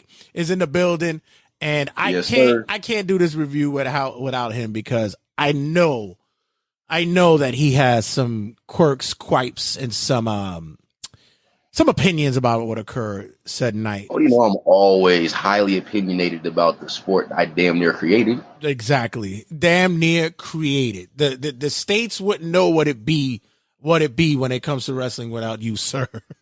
Exactly. I know you've been working your ass off, so I was hoping that you was able to catch Backlash, because I know you cranking it out there. Oh yeah, working hard out there, but I gotta get the pay-per-views. I still stay up to date with the things. I just don't be able to post. Before going to Backlash quickly, I'm pleasantly surprised at the ticket sales that's happening for AEW at Wembley. Oh my God, bro, they're blowing up over there. I was hysterical laughing at the thought of this, but I did say, to cover my ass, I did say that they would be able to get about 55 to 60,000 tickets. So far, they're on board to have the 60,000. I thought they made it to 60,000 already. Yeah, it's give or take depending on resales, depending on cancellations. So it's roughly around between. But let's not pretend like we don't know what this is. Which is? When's the last time Wembley got a wrestling show? Oh, what is it? SummerSlam 92, 93? Yeah. Holy shit. Listen. It could have been TNA. They would have got stupid. Now, let me give the devil his due, because honestly, I was saying the same thing. I was the one who was laughing hysterically about this, but and it's not to take anything away from them, but in all honesty, it's like I was having a conversation with one of my coworkers, and I tell them, I said, it's a great thing what they're doing. This is big for them, and this is big for wrestling, period. Right. But, and as I always say, whenever you put "but" during a sentence, disregard everything I said beforehand. It's like when Germany gets the NFL. they don't get these games. So of course they're going to sell out. This is automatic. You know, they don't care what team they're rooting for. Although Germany does have its favorite NFL teams. But when they do get a football game, the building says it's like 80, 90,000 fill their building. So, yeah, because they want to see UK, London, they're deprived of having wrestling, so they'll take any morsel that they get. Funny though, did you see what WWE was doing, throwing shade? It were fucking hilarious. No, what happened? If you were watching during the pay-per-view or during SmackDown, they made it known that when they did their European tour, every venue that they went to sold out. So it equated to about 90,000 sold out tickets.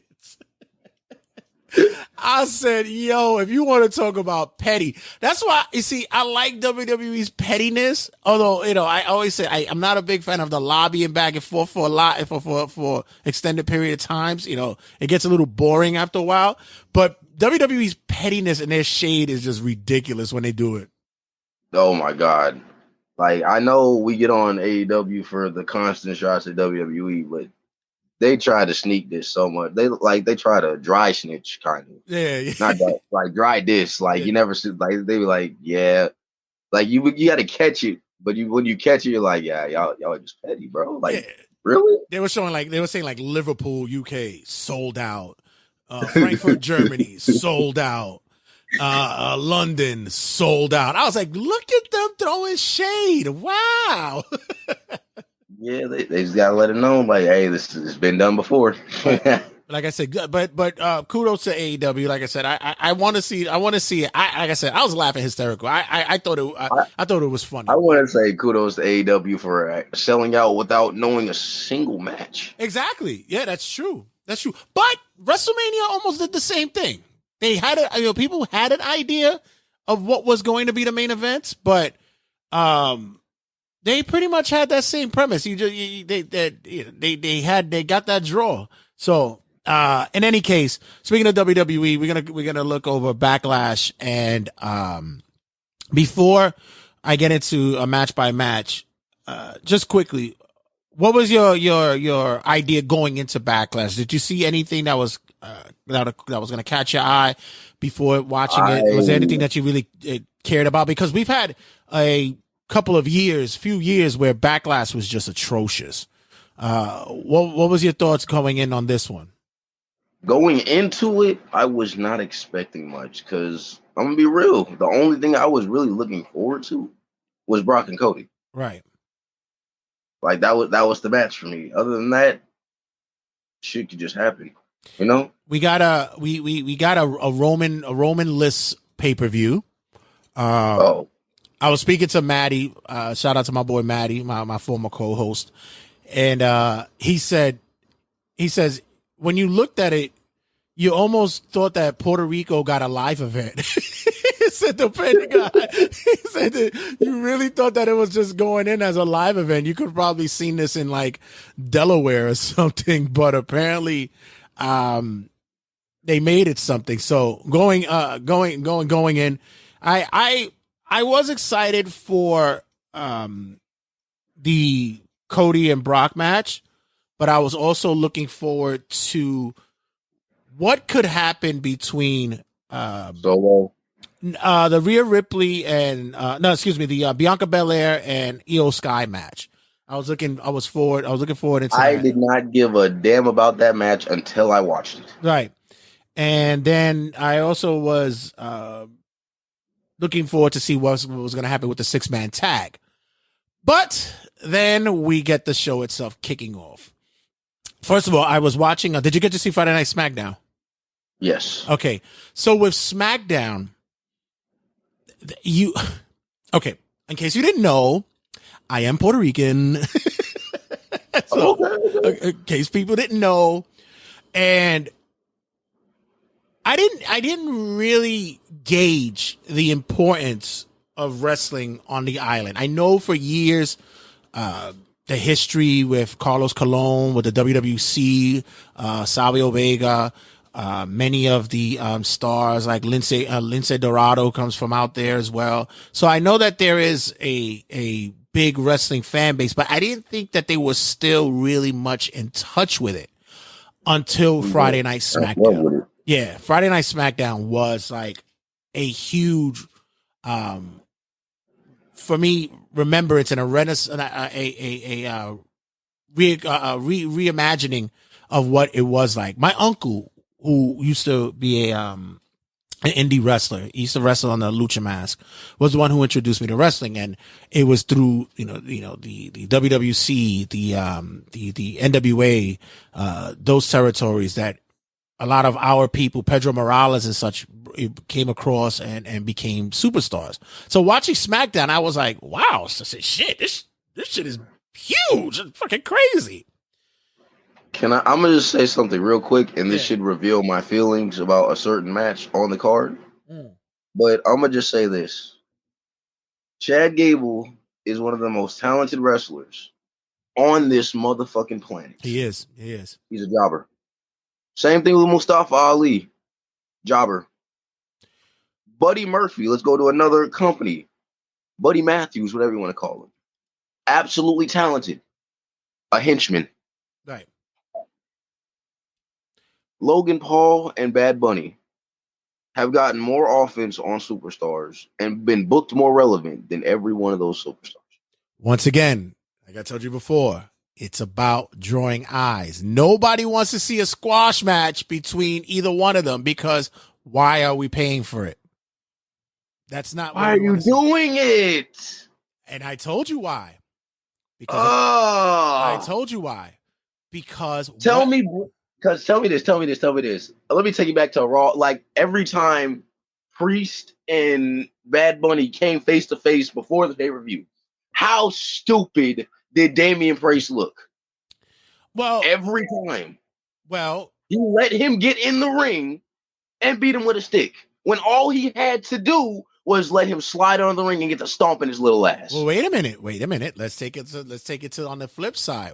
Maybe it was generated because we'll get to the match itself, but maybe it was generated to say like, you don't have the balls to hit me with that shit. Come on, man. I know you. We work together. I trained you. You think that you're gonna beat my ass with that? But that don't make him look stupid. No, it makes him look like what a heel does. That's what a heel would do. The overconfidence. No, a heel wouldn't give him a chance. No. A heel would let him slide under the ring. And he would slide on the ring, he'd snatch that stick and beat the shit out of Bad Bunny. No.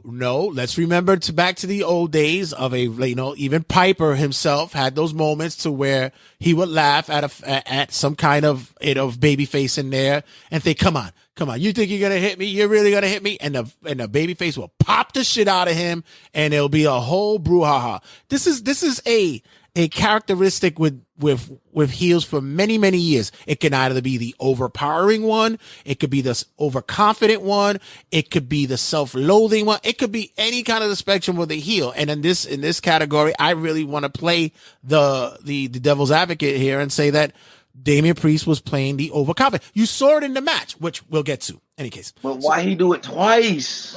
Okay. He did it twice. Right. That makes him look stupid. You don't learn from your mistakes. This is what. We just have to make the pop star look like a fucking wrestler. Remember, the most streamed artist in streaming history, over 144 million social media followers. Yeah, you think they weren't gonna fucking put this guy over big time before the build up of this match, before it happened? Oh shit! We have wrestlers we could be doing this with. We don't know how, so we draw to celebrities. But that's what we've come to. But we don't know how to make wrestlers, so we go to celebrities. But these guys are already in the business, so they know already their roles and what they need to do. It's also a touch and feel basis with certain, wrestlers. We saw the success and we've seen the failures. Success being the Daniel Bryan movement, the Kofi Kingston movement. We saw the successes with that. We've also seen the failures with Dolph Ziggler, then him getting injured. We've seen where Zack Ryder. We saw how woo woo woo, and his show got over, and then squash, done. So it's a different temperature when you're dealing with wrestlers that's already in the building as opposed to a person who's coming in who's already a megastar. I had a discussion with a certain group member in another wrestling group page on Facebook, and I am, they put up this thing where, oh, great job of making Priest look like a fool during this match, and I says, amen. That's how I feel. I said, but what you're looking at is on the exterior, whereas interior, do you know the bonus that he got for this build up? Do you know the extra money that they gave him for that? Do you know the responsibility and the praise that he got after those two went through the curtain? Shit, praise for what? I'm gonna for explain. Damian Priest selling for him, because that's what that whole match was. That wasn't a match. No. That was Damian Priest selling for Bad Bunny. No, he took care of him. Did Bad Bunny walk out of that match hurt, injured, probably crippled? No, because Damian Priest carried him, and that's the point. Nobody said anything about when Big Show and Mayweather had their situation. Big Show said the same thing. Show said, "Do you know the bonuses?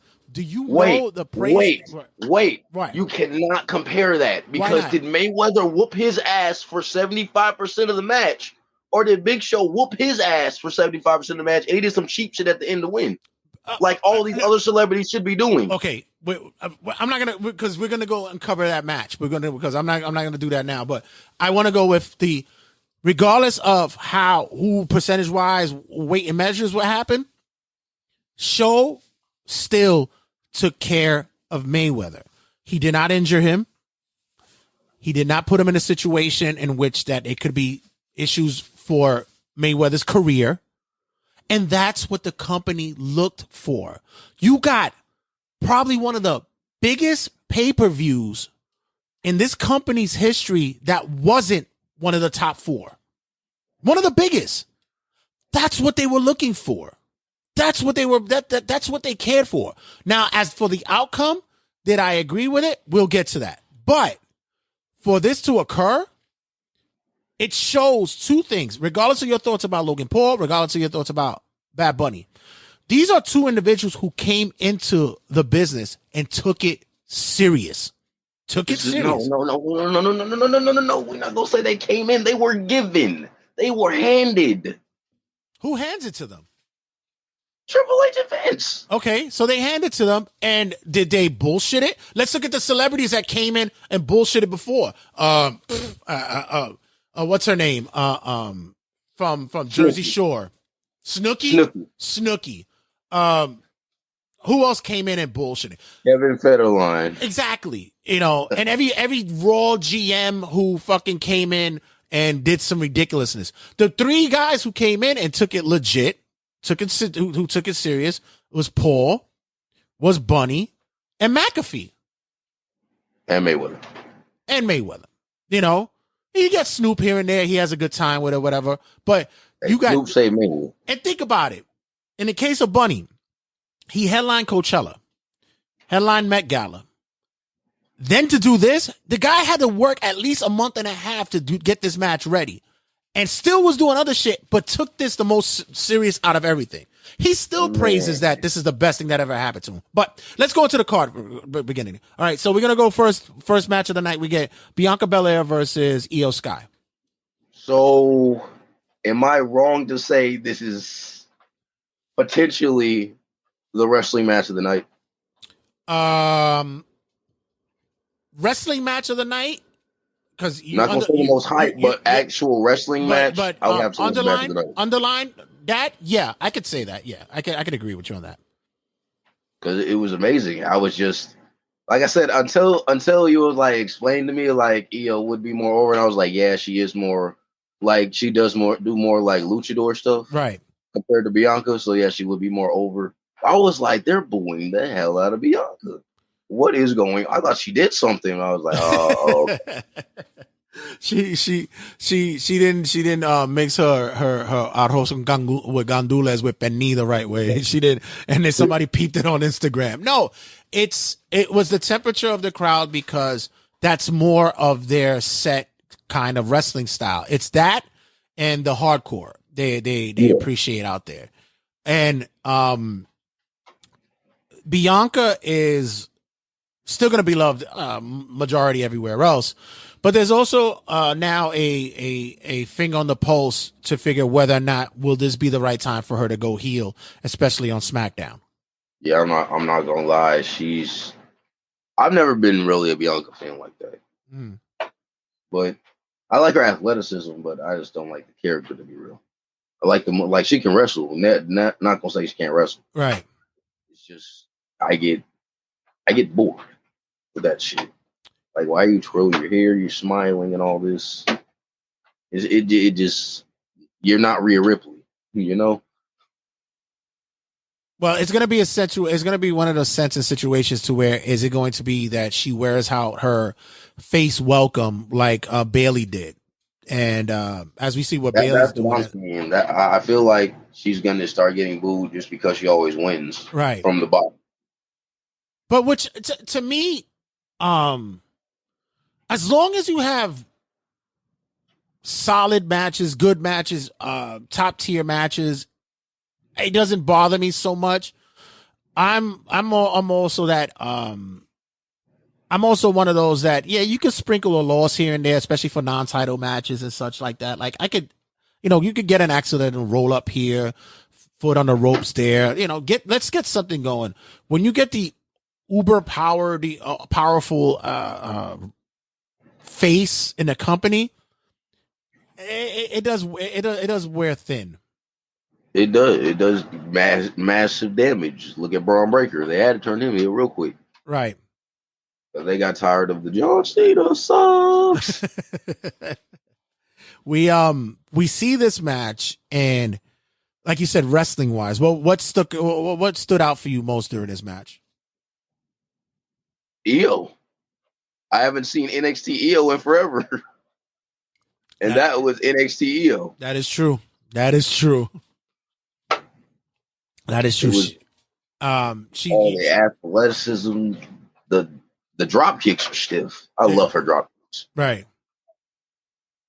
And there was even a point that Bianca even gave her a little receipt with the forearm to the face when Dakota Kai and Bayley tried to interfere. I thought the finish was a little bit sloppy, but in a fight, I wouldn't be mad at it. It's supposed to be somewhat that way, but like you said, the high spots, the way that the interference was occurring. I'm glad that the referee caught Bayley holding Bianca's hair. Gave enough time to do the rollout when Io came off the top. I thought, like you said, wrestling wise, this was probably the better match of the night. Probably the best wrestling match of the night. It definitely was for me. We then get Seth freaking Rollins versus Omos with MVP. It was something. I'm not gonna say it was a bad match, but it was something. Let's just say, in the terminology that they like to use in wrestling, they took chicken shit and made it into chicken salad. Yeah, that part. Right. Because that's precisely what they did. Oski made a comment where he said that he wasn't a big fan of the finish. The super curb stomp really didn't make sense to him. But it didn't make sense. I don't like a super diving curb stomp, and I don't like Omos just sitting there for 3 curb stomps. Right. But I didn't think this hurt Omos at all. I thought that it actually helped to brighten the storyline for Seth, but also gave Omos more of an ambition to become a more monster heel coming out soon. He's still a free agent. We don't know where he's landing at. So we shall see with that. Both shows. Probably. Which will be fine for him. Boy. Yeah. which I don't find that as a problem. I'm okay with that.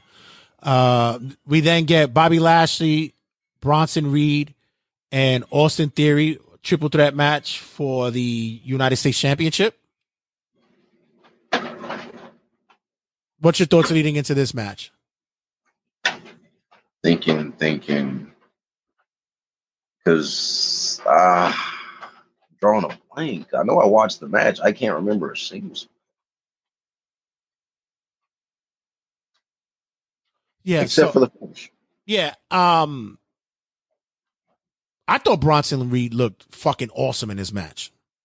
Well, of course, he's a fucking tank. Yeah, I thought he looked great. When we talk about a Ferrari engine and a fucking Sherman tank, whatever how they say it, he looked great here. I think that he has a lot of upswing when it comes to his possible future with company.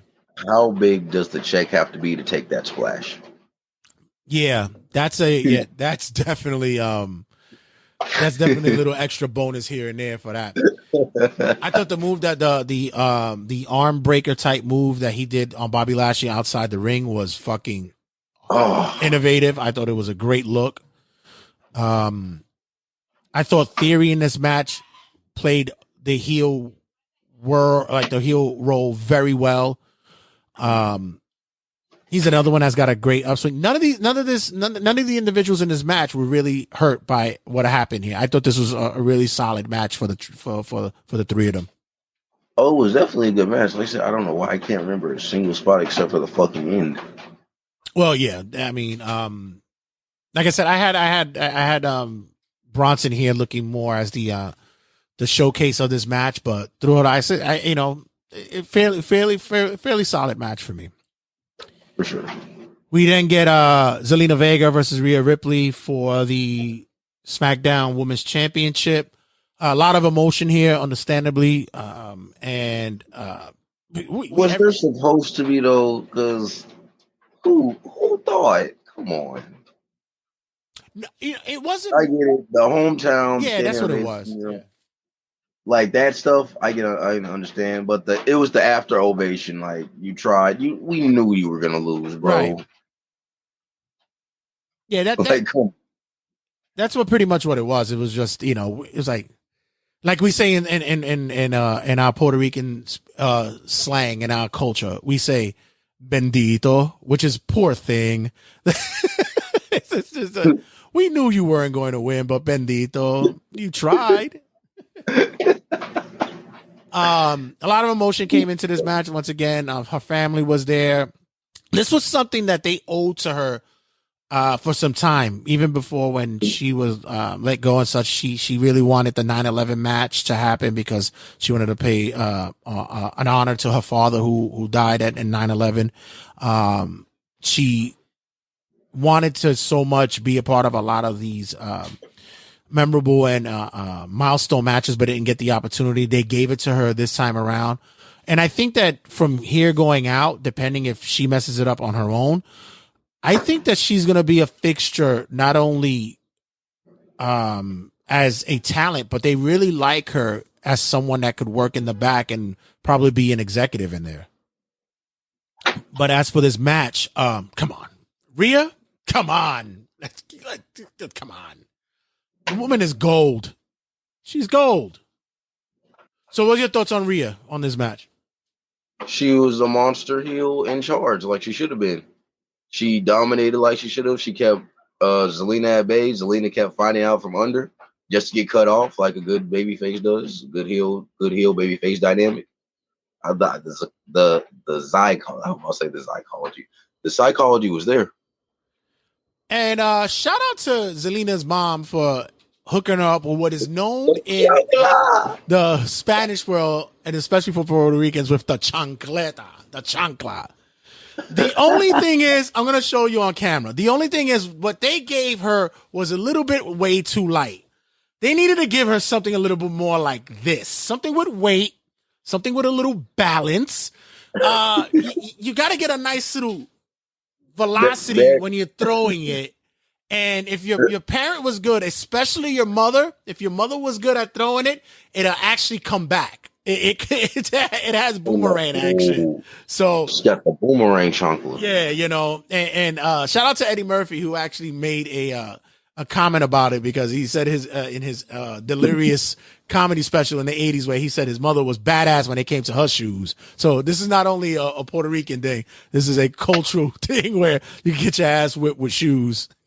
Yeah, because I was like, I heard I was watching with somebody, and he was like, "Why did she throw a sandal at us?" I said, "That is not a sandal. It's a chancla." What is it? Why did she throw a slide at her? And it's like, no, it's a chancleta, if you know what's real. But Rhea gets the win here, and of course we knew that. The next match I'm going to save for last, because in my opinion it should have been the main event, but we're going to argue. We'll argue. Okay. We didn't get the Bloodline, Solo Sikoa, Jay and Jimmy Uso versus Riddle, Kevin Owens, and Sami Zayn. The one thing that I can say about this match that bothered me was Riddle's trunks. I felt uncomfortable watching him in those trunks. His trunks was a little bit distracting. It reminds me of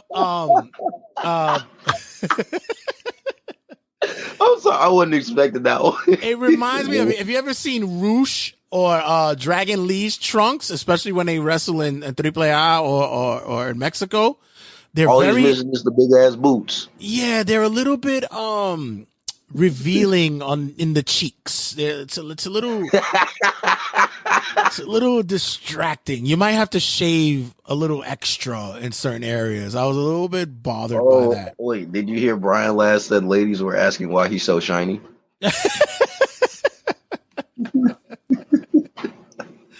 So, with this match, I don't think it really was more centralized with the match itself. I think the story was more of the centerpiece of this. What's your thoughts? They definitely the only thing holding us in was what is Solo gonna do to the Usos, right? And I'm not gonna say the match was bad. The match was pretty good, right? Not gonna lie. I'm kind of numb to 6-man tag team matches because of AEW. Not gonna lie, but it was good for what it was. I liked when he tried to grab Solo when he grilled, like he was about to spike him. Oh, I wonder what that was gonna go, but I thought the baby faces needed to win. I'm not gonna lie. The heels winning here gives more emphasis on the reason why Solo is such the heavy with Roman. We start seeing the weeding out of how the bloodline is gonna start dealing with the Usos from here on out, especially with Jay.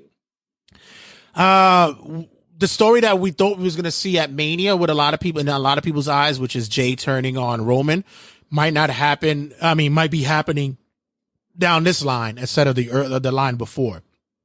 Yeah, I think this is committed storytelling by WWE. It's insane that they're actually still committing to this.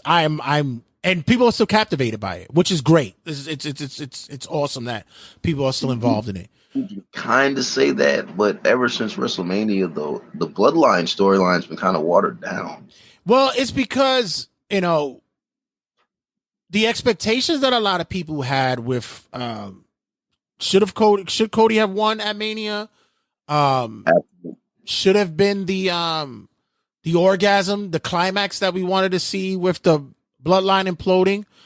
I think with them, and this is definitely a Heyman booking, because if you know ECW, this coincides with the Tommy Dreamer Raven War, Sandman, Taz. Like didn't Tommy Dreamer win it for like a day?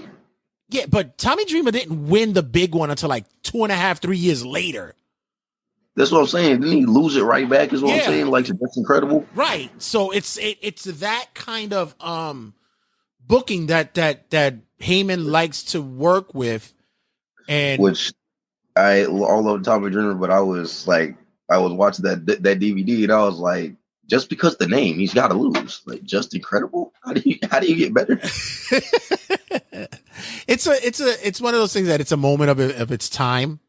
It you're not sure whether it ages well, but in this day and age of individuals who may be predisposed or may have or have not diagnosed with ADHD and stuff like that, for people to still be on top of this story and still invested in it, it's compelling for that to be still acknowledged for this day and age. So I give kudos to WWE. Other than that, like I said, the match was good. It was a really good match. I find more disturbing the fact that Matt Riddle has been given such an opportunity this fast after the hiccups he's been having for a while. Triple H has been really supporting this kid. What's that? Like, he's been very lenient. I'm just saying, yeah. People have been punished for a whole lot less. Yeah, exactly. So, but once again, this is one of those. He's popular, so let's not do that. Well, I to be honest, in my opinion, if Riddle went away for a really long time, I don't think anybody would really give a fuck. Right now, I'll really care. I don't think so. But I haven't cared about him since he left NXT. Right. So I think right now it's just like, it's like, brother, we're giving you one more shot at this, and if you're not gonna make it happen, you know what that means. The Endeavor is not gonna be just the name of the company. It's gonna be You're Endeavored. So we gotta make this work. Lastly, we'll before we get to my thoughts of what should have been the main event, we get Cody versus Brock. And many believe that this should have been dropped low on the card. We'll get that thought in your in the next go around. But going into this match, although in my mind I'm going, Cody's gonna win this. Then I go, wait a minute. We're talking about fucking Brock here. We know how they fucking booked this guy. Your thoughts as well going in for this one? I was nervous because, look, I feel like Vince is fucking with Cody for the whole leaving thing sometimes. But then I'm like, maybe he's not. Maybe he's just stupid. It's just random booking, and he just wants to do random booking with Cody. Because you can't tell me if he would have lost, it wouldn't have given you mad vibes of, Vince is fucking with this guy. I take this as, listen, regardless of what many people say about Cody, especially when it comes to his run in AEW, which for him to be so tight-lipped about it tells me more about what really, it's almost like you're showing me your poker face, dog. You're basically telling me you fucking hated it there once everything got into full swing. Everything on paper looked really nice and good. It's like, hey, we're going to do a great job doing this. Listen, I can't equate AEW to, the softball league in which I ran for about 2 or 3 years, because I did it with a few of my friends, and I thought this is going to be a great league. We get it together. We can do all this. And I come to find out, oh my God, I hate you all. I don't want to work with you ever again. Fuck softball, fuck bats, fuck bases. I don't want to be around you anymore. Don't even call me for the next year. But when it comes to AEW, there's a lot more involved because it's the relationships, the partnerships, the money. We're all friends. Yeah, it's all buddies. Yay! So, all buddies, no business. When it comes to the way that he's being handled now in WWE, it's it's the opposite side of the coin for me. I kind of get the feel of the AEW thing where it's like, I'm not going to challenge for a major title while I'm here, as opposed to his story being his father's story, which is fighting from underneath for as long as he can. I see that. That is true. It's pretty much two sides of the same coin. You just told it different. Right. So, the match going on, The funniest thing for me was this match. Do you remember when they're outside before the bell rings? Cody gets the advantage early on, and the walk that he did from Brock to like the other staircase. I don't know where the fuck he came out with this walk, but he kind of looked like the cats from the Tom and Jerry, the tough cats in the fucking the cartoon. And they all had the hats. It's like the bowler hats, and he's just walking. I was like, why are you walking like that? Dang, I want to watch cartoons. He's walking like the tough guy from like fucking a 1930s gangster movie. Hey, come on here, she. We're gonna have to knock you out. We're gonna play around. You're gonna let me have to pull out my gun and have to put you down. Yeah, you see. So,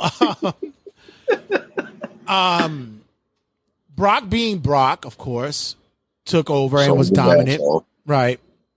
Shocking thing for me was Brock actually bleeding. He actually juiced. Wasn't that an accident? No, that was planned. I think Brock wanted that to happen. He hit that bit hard. What was that? He hit that thing hard. Yeah, but I didn't know, like, if it was works, congratulations, that was beautiful. But golly, I thought he busted himself for real. Well, there is the sense of what is called the hard way. You know the terminology where it like Brock was doing it to a lot of guys. He hard way Randy. He hard way Cena. These are the guys that say, I've never been really hard weighted before. Let me see what it feels like since you're an MMA guy. So all right, I'm gonna pound the shit out your ass. And in many sense, when you're hard way by a punch or an elbow, there's a lump that comes with it. It's not only just a cut. There's also a large contusion that occurs with it as well. This one, you just saw that it was just basically a cut. So I think he just took the shot and cut himself, which was still Brock gets a lot of shit for not working with everybody the way that they want him to. Just like Dean Ambrose. Brock didn't want to work with me in Mania the way I wanted to work. Yeah, because the match was going to be shit. That's why he didn't do it. Yeah. Moxley showed me that match would have been so ass. I used to be disappointed in that match, and I saw what John Moxley turned into. I was like, yeah, Brock was right. So, now he gets, now you see why Brock works the way that he does. The match itself, Cody, once again, fighting from underneath, getting the accidental, turnbuckle shot that opened him up. And even so, Brock still kicking out of Cody's finishers and such, and him winning the way that he did, which, my brother hits me up and he goes, "Yo, man, I wasn't really satisfied with that finish. I don't really see how that occurs." What was your thought about the finish?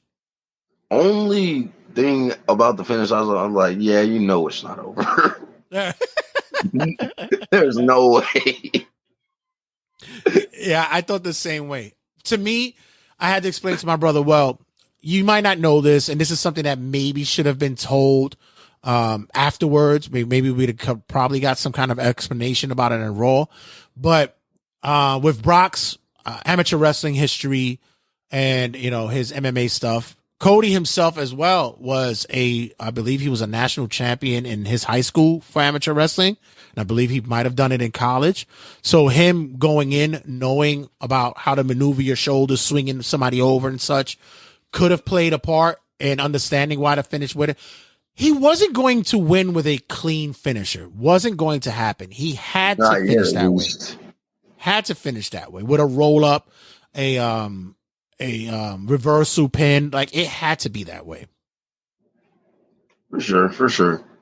Yes. But like I said, the rematch don't be fired. I swear to God, if I'm gonna be conflicted because Brock doesn't need to beat Cody, but he's doing the Cody thing again where he gets everything. That's why I don't like Cody, bro.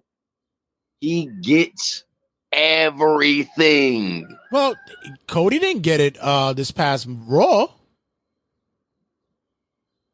He didn't win the tournament. Oh, that's because him and Brock are still going. Right, exactly. So he's not really getting everything. Everybody thought that this was going to be a gift to him, that he was going to win that new title. But yes, so they can make it to I couldn't be Roman belt. Right, exactly. So he didn't get that. This is what I'm saying. Cody is fighting the underneath role. He's doing he's his dad, and that's exactly what he's doing. That's what I'm saying. When I say he's getting everything, I mean he's getting everything he wants. He's been doing this shit since AEW. He's got to be the goddamn hero. He's got to talk like the goddamn Thesaurus. He's not better than Cody Rhodes from 2012, 2013, 2014. None of that. Yeah, like, but what makes him better is now he has the audience that follows him now. That's what makes him better. And like his dad would say, like Rick would say, it's all about the green, baby. It's all about the green. And he's drawing the green. That's what it is. We as wrestling fans, as more as the technical style, we love, like you mentioned, the Chad Gables, the Buddy Matthews. We love those solid technical with personality, because that's our preference. That's what it is. But when you look at the big money drawers during the years, they didn't have that. The only one who really did have like that kind of prowess or somewhere close to that was like Bret Hart, Kurt Angle, and it's few and far between that we can get that. Anybody else who drew money either didn't come in that way, or they changed up their style because it's like, yo, I gotta fucking put miles on my ticket because I can't wrestle the way I used to because now I have responsibilities to this company and to draw money, So yeah. This is what it is. But that leads me to the what I believed should have been the main event, which was Damian Priest versus Bad Bunny in a Sangwang street fight. Let the debate begin, everybody. Ding ding.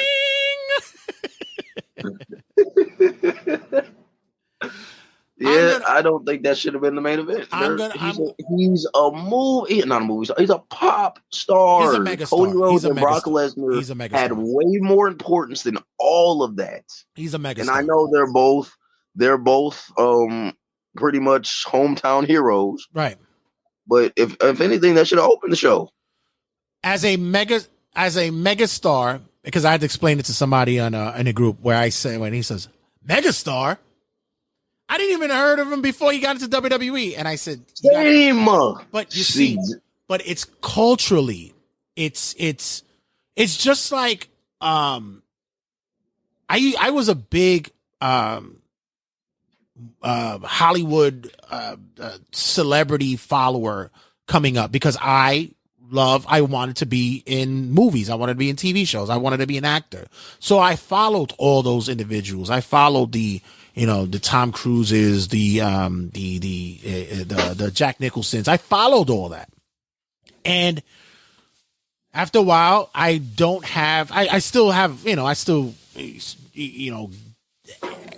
can go to IMDb and see who somebody is, but I don't follow it as much anymore. Same thing could be said about Bad Bunny. For me, I'm supposed to follow him because I'm Puerto Rican like him. I'm like, I don't listen to his music. I don't listen to that. That's not my genre. I don't give me my old school 90s R&B and my fucking hip hop. I'm good. I'm okay. Give me my rock. Give me my Metallica. Give me my fucking Queens of the Stone Age, and I'm with that. But this new shit, I don't really listen to that. But I can't take away from the fact that he is a megastar, because if my daughters knows him, if her friends know him, and if he's on every fucking feed before WWE grabbed him up, I guess he's a megastar. That's like saying 6ix9ine is a megastar. At one point in time, he could have been, but right now, you can't compare 6ix9ine to Bunny. That it's There's no comparison. There's no comparison. Somebody equated it to, and I laughed because I was like, I kind of get where you're coming from. Somebody said Bad Bunny headlining this pay-per-view would have equated to Michael Jackson fighting Shawn Michaels at WrestleMania.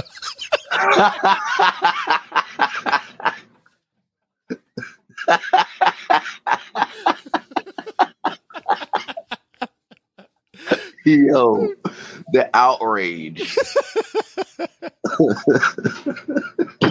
But yeah, you can't take away. And it's funny because WWE is always late to the game when they fucking want to recruit stars. They usually get stars that are like 3 years out of date. Like, they're already past their fucking stardom, and they're like almost trying to restart their careers again. And it's like, no, bro, you're already done with. Hell, they keep using Weekend as their fucking theme music for WrestleManias. That's what I'm saying. Like, why is it always the Weekend? Yeah, I don't know. But not to take, like I said, it is, the eyes that are drawn to said company because of the individual. Now, like I mentioned earlier, I am Boricua. I am Puerto Rican.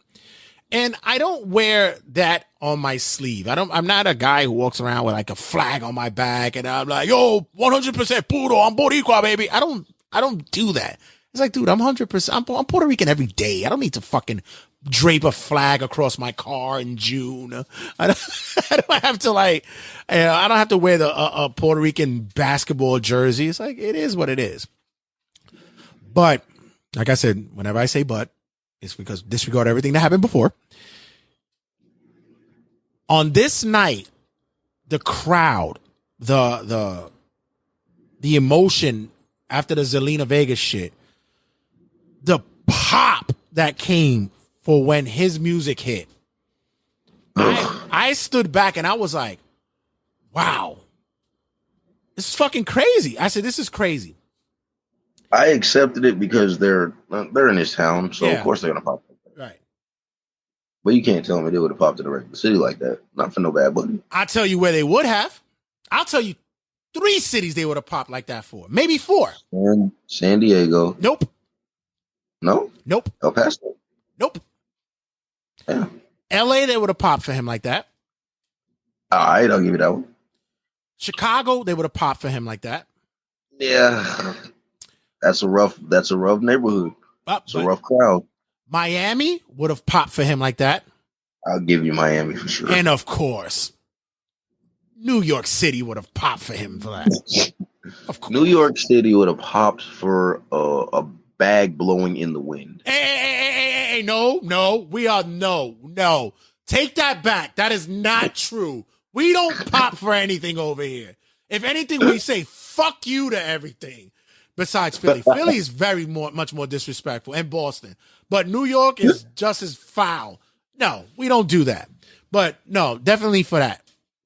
I felt a great swell of pride when I heard the pop, and especially when he pulled the drape off of the car, the shopping cart, and the fucking crowd lost it. That was fucking great. So, the match itself, once again, hated it. Of course you did, because it was Bad Bunny. It wasn't your favorite wrestler. It wasn't a wrestler. Exactly. It don't have to be my favorite. It needs to be a wrestler I can buy. So not somebody I think I can go whoop. So you brought up the 75-25 ratio of dominance. You really believe that Bad Bunny had a larger essence of dominance in this match than Damian Priest? He had too much. Entirely too much. Just like Logan did. They don't need all this offense. Especially when there's a significant height difference, bro. Muscle difference. Like battle strategy difference. Experience. What's his name? You look at Sanjay Singh. Is that his name? What's the guy from AEW? The pinhead? Sanjay Dutt? No. Or the Satnam. The Satnam. When you look at him, don't you look at him and say, I think I could beat him up. Absolutely. All right. His So uncoordinated ass. So all right. So you have that same mentality that Bad Bunny had going into this match. But that's not Dave. That's not Punishment Martinez. But when they go through the match, I thought the shocking thing was that, and shout out to, and this is my opinion. I know you're gonna hate it, but shout out to the producers of this match. You're not supposed to know who the producers are, but I'll tell you anyway. It was Jamie Noble and Brian Kendrick. They produced this match. I heard Brian Kendrick. I didn't hear Jamie Noble. Yeah, Jamie Noble. All right. The only thing that bothered me was in the beginning of the match, where he hits fucking Damien with the Michinoku driver right off the gate. I was like, okay, why? Why are we doing this? Too much. It was too fucking much. That was a bit excessive, right? But everything else during the match, he fought the way he should have fought, which was, fuck this. This dude is too big. Let me get these weapons out so I could go to whip his ass. He went and pulled out 2 kendos, did all this shit, and Damien still was. What did Damian Priest do? Whip his ass. He backed up and let him get in the ring with the weapons. But then whipped his ass. Because why? Because what we talked about earlier, he sat there before and let him do it, and then he paid for it. This time, cerebrally, if that's a word, I'm going to say it is, cerebrally, he went, saw that he was coming in the ring with the weapon, and then fucked him up. Like, that's what it was. Okay, true. It's just all the comebacks. It's like, bro, so many. And that ugly ass Canadian destroyer. But wait. We'll get to that whole build up to that in a minute. So we get this match going, because mind you, I saw this match fucking 5 times. I saw it 5 times because I knew I was going to sit with you and have this conversation with you. And I was like, I need to dissect this a little bit because I knew you were going to hate this. So I was like, okay, let's roll. And I'm not trying to convince you to love it, but what I'm trying to get you to understand is at the end of the day, it's about the dollars. Sensical. You know what everybody said about this pay-per-view? They said that amazing, probably. No, not that it was amazing, but it was fun. And we didn't have a lot of funds in fucking Backlash in a long fucking time. Very true. Backlash has been trash. Right. And the last pay-per-view we had before this was Mania, and people said the same thing. It was fun. WWE hasn't been cranking that out. So, we for me, it was a very heavy Damian Priest offense, which I got. Come on, the spot that he did off the top of the equipment box onto the table. Yeah.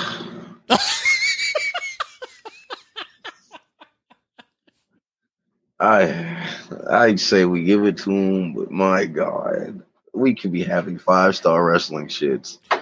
Now, if this was AEW, he goes to the table, right? Does he? Oh, there've been way more kickouts. Does Bad Bunny jump up back on his feet and continue fighting? Absolutely. But what like happened? Nothing happened. What happened? Through a flaming table. But what did Damien do? Smart thing that Damien did was he pulled away. Officials went to check on him, to check on Bunny. Everybody saw that he was still good.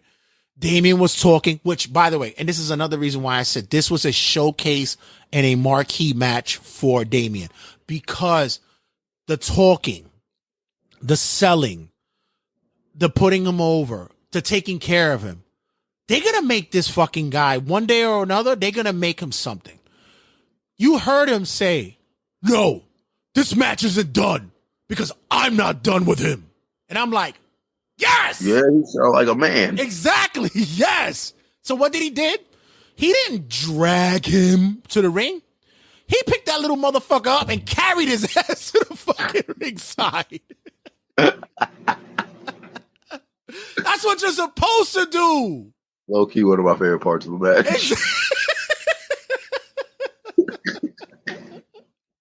I was just waiting on him. And then what happened? That was it. I just wanted him to just pound him into a pulp as soon as he picked him up. And what happens? Just threw him in the ring and ended it. What happens?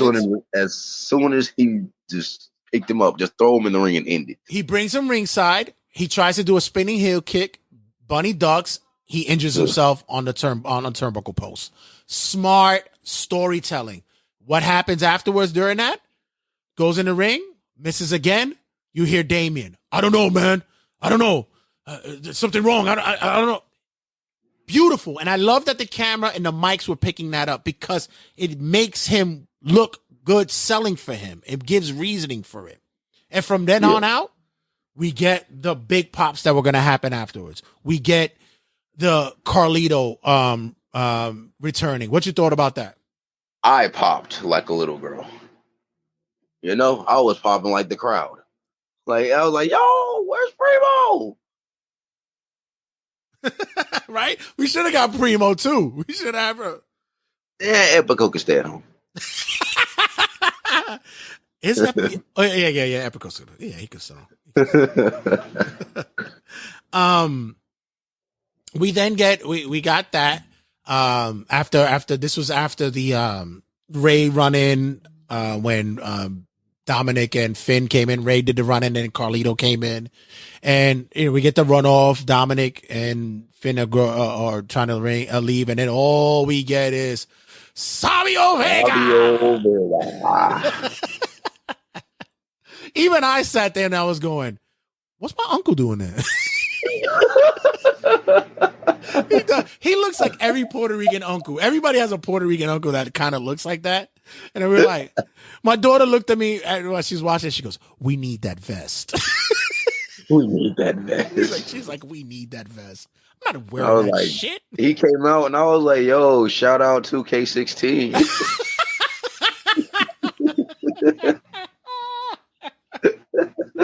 I had to explain to people. I was like at the job who watched the highlights, and they're like, "Who the hell was that old Spanish dude that popped up?"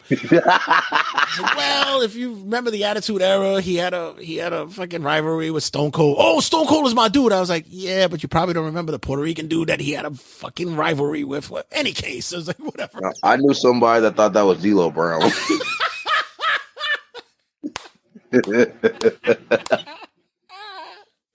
Yo, D'Lo Brown is back, but why he fighting with the Puerto Ricans? Like, what's up with that? Which, by the way, I love the whole. I was like, right build, wrong person. I love the LWO shit. I'm a big fan. I actually made my own LWO shirt. I wasn't buying it from WWE. Fuck them. No. Oh no. But I'm sitting there going. I love the LW the thing, especially in Puerto Rico. But I'm like, you got what? 3 Mexicans, 1 Filipino. Can we balance it out somewhere along the line? Like, we could have gotten more Puerto Ricans on there. You could have got maybe Primo and Epico could have shown up. It could have happened. Maybe it could have. Let's slide some ethnicity in there. I don't know. Maybe it could have helped out a little bit. Any case, but Vega hits fucking Dominic and Finn, especially when he hit him with the chops and the fucking back kick. When he did the back kick, and mind you, I've seen Savio work in MLW, and I'm like, oh, Poppy, you stop. You relax. But for this one, I popped his shit when he did that. I was like, yo, he fucking hit with the spinning back kick. Fucking hilarious. And then we go back to the action in the ring, and then the sliced bread that fucking Bad Bunny tried to hit on Damian Priest, he almost knocked himself the fuck out. I was like, what? I was scared. Like, I didn't like that. I was like, I don't want the dude to win, but damn, don't hurt yourself. Like, shit. And finally, you said the Canadian Destroyer, right? Ugh. Technically, what he was trying to hit was the Code Red, which is Amazing Red finish, which is amazing. That's a sunset flip, though. Yeah, right. That's technically what he was supposed to do. He was supposed to hit the Code Red with because it was supposed to be homage to the other Puerto Rican wrestler and such. Because I heard Michael Cole drop an Amazing Red reference during the match. During the night. So Which I thought the Canadian Destroyer or the Code Red was actually a cool move when I saw it fucking 20 years ago. Now it's like, ugh. I'm saying, it's bro, the super like, kick dang. of fucking finishers. It's like, you oh. always wonder. I always wonder if the Canadian Destroyer would be as bad today if Petey Williams was the only one that still did it. No, and Petey even said it. He said, "That's not my move. That's Amazing Red's move." He says, "I just fucking used it." He's like, I just altered it. They called it the song. What they know, the Puerto Rican driver. What is it? They called it. He said the Puerto Rican Destroyer. That's what he called it. The Puerto Rican Destroyer. Bunny gets the win here. Do I agree he should have won? No, I don't think so. Not at all. No. I don't think he should have won. Especially if you put them in the mid card. Damien should have won that. If they were could have elevated him a little bit. Right. If you put it at the main event, Bunny should win and it'll close out the show greatly. And then you could get a fucking concert from him. Cheetah, mama, but what you got was Bunny winning, and like I said, I know. Just give me your take on your before we close it out, so that people get a clear understanding of why you're not a fan of this celebrity thing. Because it's hard to buy. We're just supposed to buy these average motherfuckers coming in and beating wrestlers that have been training all their lives. They don't look convincing. Like, if they do, it's very rarely. And Bad Bunny doesn't convince me against the Damien Priest. I could deal with the mixed tag team match because he barely did shit, and it's the fucking Miz and John Morrison. I don't buy him beating up John Morrison, but I do buy him beating up the Miz because it's the Miz. But you got Logan going toe-to-toe with Roman Reigns. I'm going to say that again. Logan Paul going toe-to-toe, meaning damn near beating Roman Reigns. Biggie lost to him clean. Let's see. And like I said, now we got this Bad Bunny shit of Damian Priest and him going at it, and Damian didn't just crush him. Shoot. I'm like I said, I'm more with what the company's looking at. They're looking at the dollars they can draw with these matches. I'm also looking at that the people who are coming in, once again, they're taking it serious. They're not like, they want to take the bumps. They'll take the chair shots. They'll take they'll take the high spots. They'll take the power bombs and shit. They'll take all that. And but that's what I'm saying. You're putting them in the wrong. You're putting them in main event spots. But okay, put them motherfuckers with mid carders. Okay, Chad Gable is doing shit, and we saw that. And we saw it. We saw it with Sami Zayn and Johnny Knoxville. We saw that, and we saw that's acceptable. And you saw the goofery that happened with that, right? We saw the goofy shit that happened, right? That match sucked but it was acceptable. But what happened when Sami did that? What happened afterwards? He started going after Roman, and he became the biggest name in fucking WWE, right? And that could be happening for other wrestlers, but we're putting over the other. No, but that could be happening for Damian Priest right now when we wait for it, right? Yeah, we saw how that went on Monday Night Raw. But what did he do when he came out on Raw? Didn't he sell the injury? Yeah, he sold throughout the whole night. Exactly. And that's the point of wrestling. You gotta fucking continue it. A lot of these guys don't want to continue that. They don't want to look like that. It doesn't make sense. Damien, when he was walking down that ramp, I was like, look at this motherfucker. He's actually still selling that shit. I said, that's a company guy. That's a guy who gets wrestling. And that will get rewarded down the line. Because you know why? Okay. But think about it like this. It's different because remember, with Vince wouldn't look at it this way.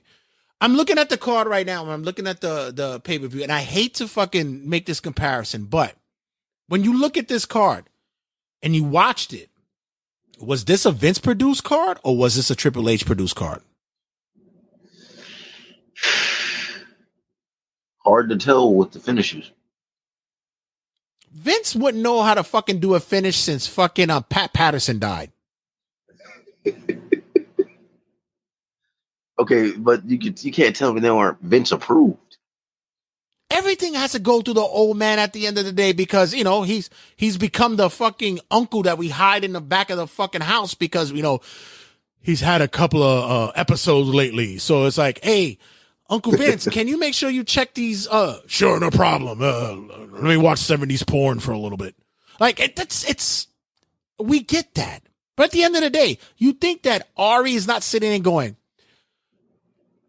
Paul, just do it. Don't worry about it. You'll be all right. Vince is not going to say shit. This has been, like I said, one of the highest fucking grossing pay-per-views that they had outside of their major four. Of course, Triple H was behind all this shit. And of course, Damian Priest, one way down the line, is going to be rewarded. Finn is going to get kicked out of fucking Judgment Day. Priest is going to be the one that becomes the leader, and he's going to be the one that fucking probably takes Gunther's IC title. It's gonna be some shit like that. Come on. Let's hope not. But whether it be as I say, we look at wrestling as what titles they get or what push they get, what kind of look that they get. At the end of the day, all these wrestlers are looking at is to get the money, the bonuses, the plus. I gotta disagree. There's no way money is everything when it comes to wrestling. I gotta look like something if I want to make money. I gotta be a star and have some type of attraction about myself. All right. If I want to make money. Okay, so like for instance, our argument, you say Mustafa Ali living a dream right now. Finally getting some dubs, but you say he living a dream. Oh, he's probably gonna get fucking future endeavors soon. When the budget comes, he's gonna be gone because he's already. But because he's one that stressed his unhappiness. So, all right, what title should Mustafa Ali go for and get? If anything, he should have been a U.S. title. I mean, he should have been a U.S. champion. Why? Because he's good on the mic. Mm-hmm. He's talented in the ring. Okay. And he can carry a program. Okay. Face or heel? Both. Either one, right? Yeah. But then you got a motherfucker that like Bobby Lashley who'll come and don't you think would just squash him in 3 minutes? Book him to win. Eddie Guerrero beat Big Show. And that's exactly what they did for Bad Bunny. They booked him to win. Why? Because they drew fucking money. That's all they want. What legit shit have you seen Bad Bunny do compared to Mustafa Ali? Draw I can see money. Mustafa Ali. Draw oh my God, money. Back to the money. I'm talking about the skill. They don't care about that. We do because we love our wrestlers because of skills. Really skilled wrestlers get their money for putting other people over. Scott Hall, biggest name in wrestling. Razor Ramon never won a world title in any company he was with. Never. You know what he said at the end of the night? I earned more money with my boots face down on the mat than I would if they were faced up pinning somebody. That's all they care about, the money. Kevin Nash has said, if it was logical, I would put Ray over at every night. If it was fucking logical, and I would draw. That's all it's about, the money. You get only the handful of wrestlers who sit there and go, look, man, I just want to be looked at as a legit wrestler who makes all this shit. Yeah, you can do that for like what Sami Zayn had said in his recent interview on the podcast. He left $100,000 indie career he had to work at NXT for how much? $36,000. Why? Because he knew that the opportunity to make money was going to come to him. He didn't give a fuck if he was going to win a title or if he was going to fucking look good and put, and make himself look like some kind of champion. It's all about the money, sir. That's all it is. I understand that. It's just, man, I know. Relevancy gotta come through sometime. I understand. We're wrestling fans and we sit there and go, but because of us, we're the reason why like a Dolph Ziggler or Kofi or the Daniel Bryans we're the reason why that they get their push is because we see their greatness and we push them that way. If you and a million other people will go on social media and say, where's Mustafa Ali's push? Where's Chad Gable push? Then they will look at it. But if they don't see no money in it, they're not going to do it. I can see the Chad Gable push happening with all that. Right. She's getting mad support online. And I think that'll happen for him soon enough. He's still young and he'll get it. But I'm going to let you go because I know you got shit to do. We've been chatting for a minute and I love having you on. Me and my brother could always kick it here and do big things and have conversations, debates, argumentative moments, whatever it is. But as always, bro, let everybody know where they can get you and how they can check in on you. You can definitely get me at Reality of Wrestling. I'm M2 Inc. on TikTok. And then you can get me at 2K in Politics on YouTube. Normally where the big videos go. We're trying to get back active. Got a little more free time from my jobs. So I'm about to get back on that TikTok for sure. And yeah. And that's a motherfucker that needs to get a push soon. We can agree on that shit. Yes. Did you hear the pop when he finally got a dub? Yep, exactly. So they popped like it was Mania. That'll be the next conversation that we have. And thanks again, bro, for checking in and get some rest before work. Yes, sir, man. Appreciate you. All right, brother. Later. Later, man. 5, 4, 3, 2, 1, 0. All engine running. Liftoff.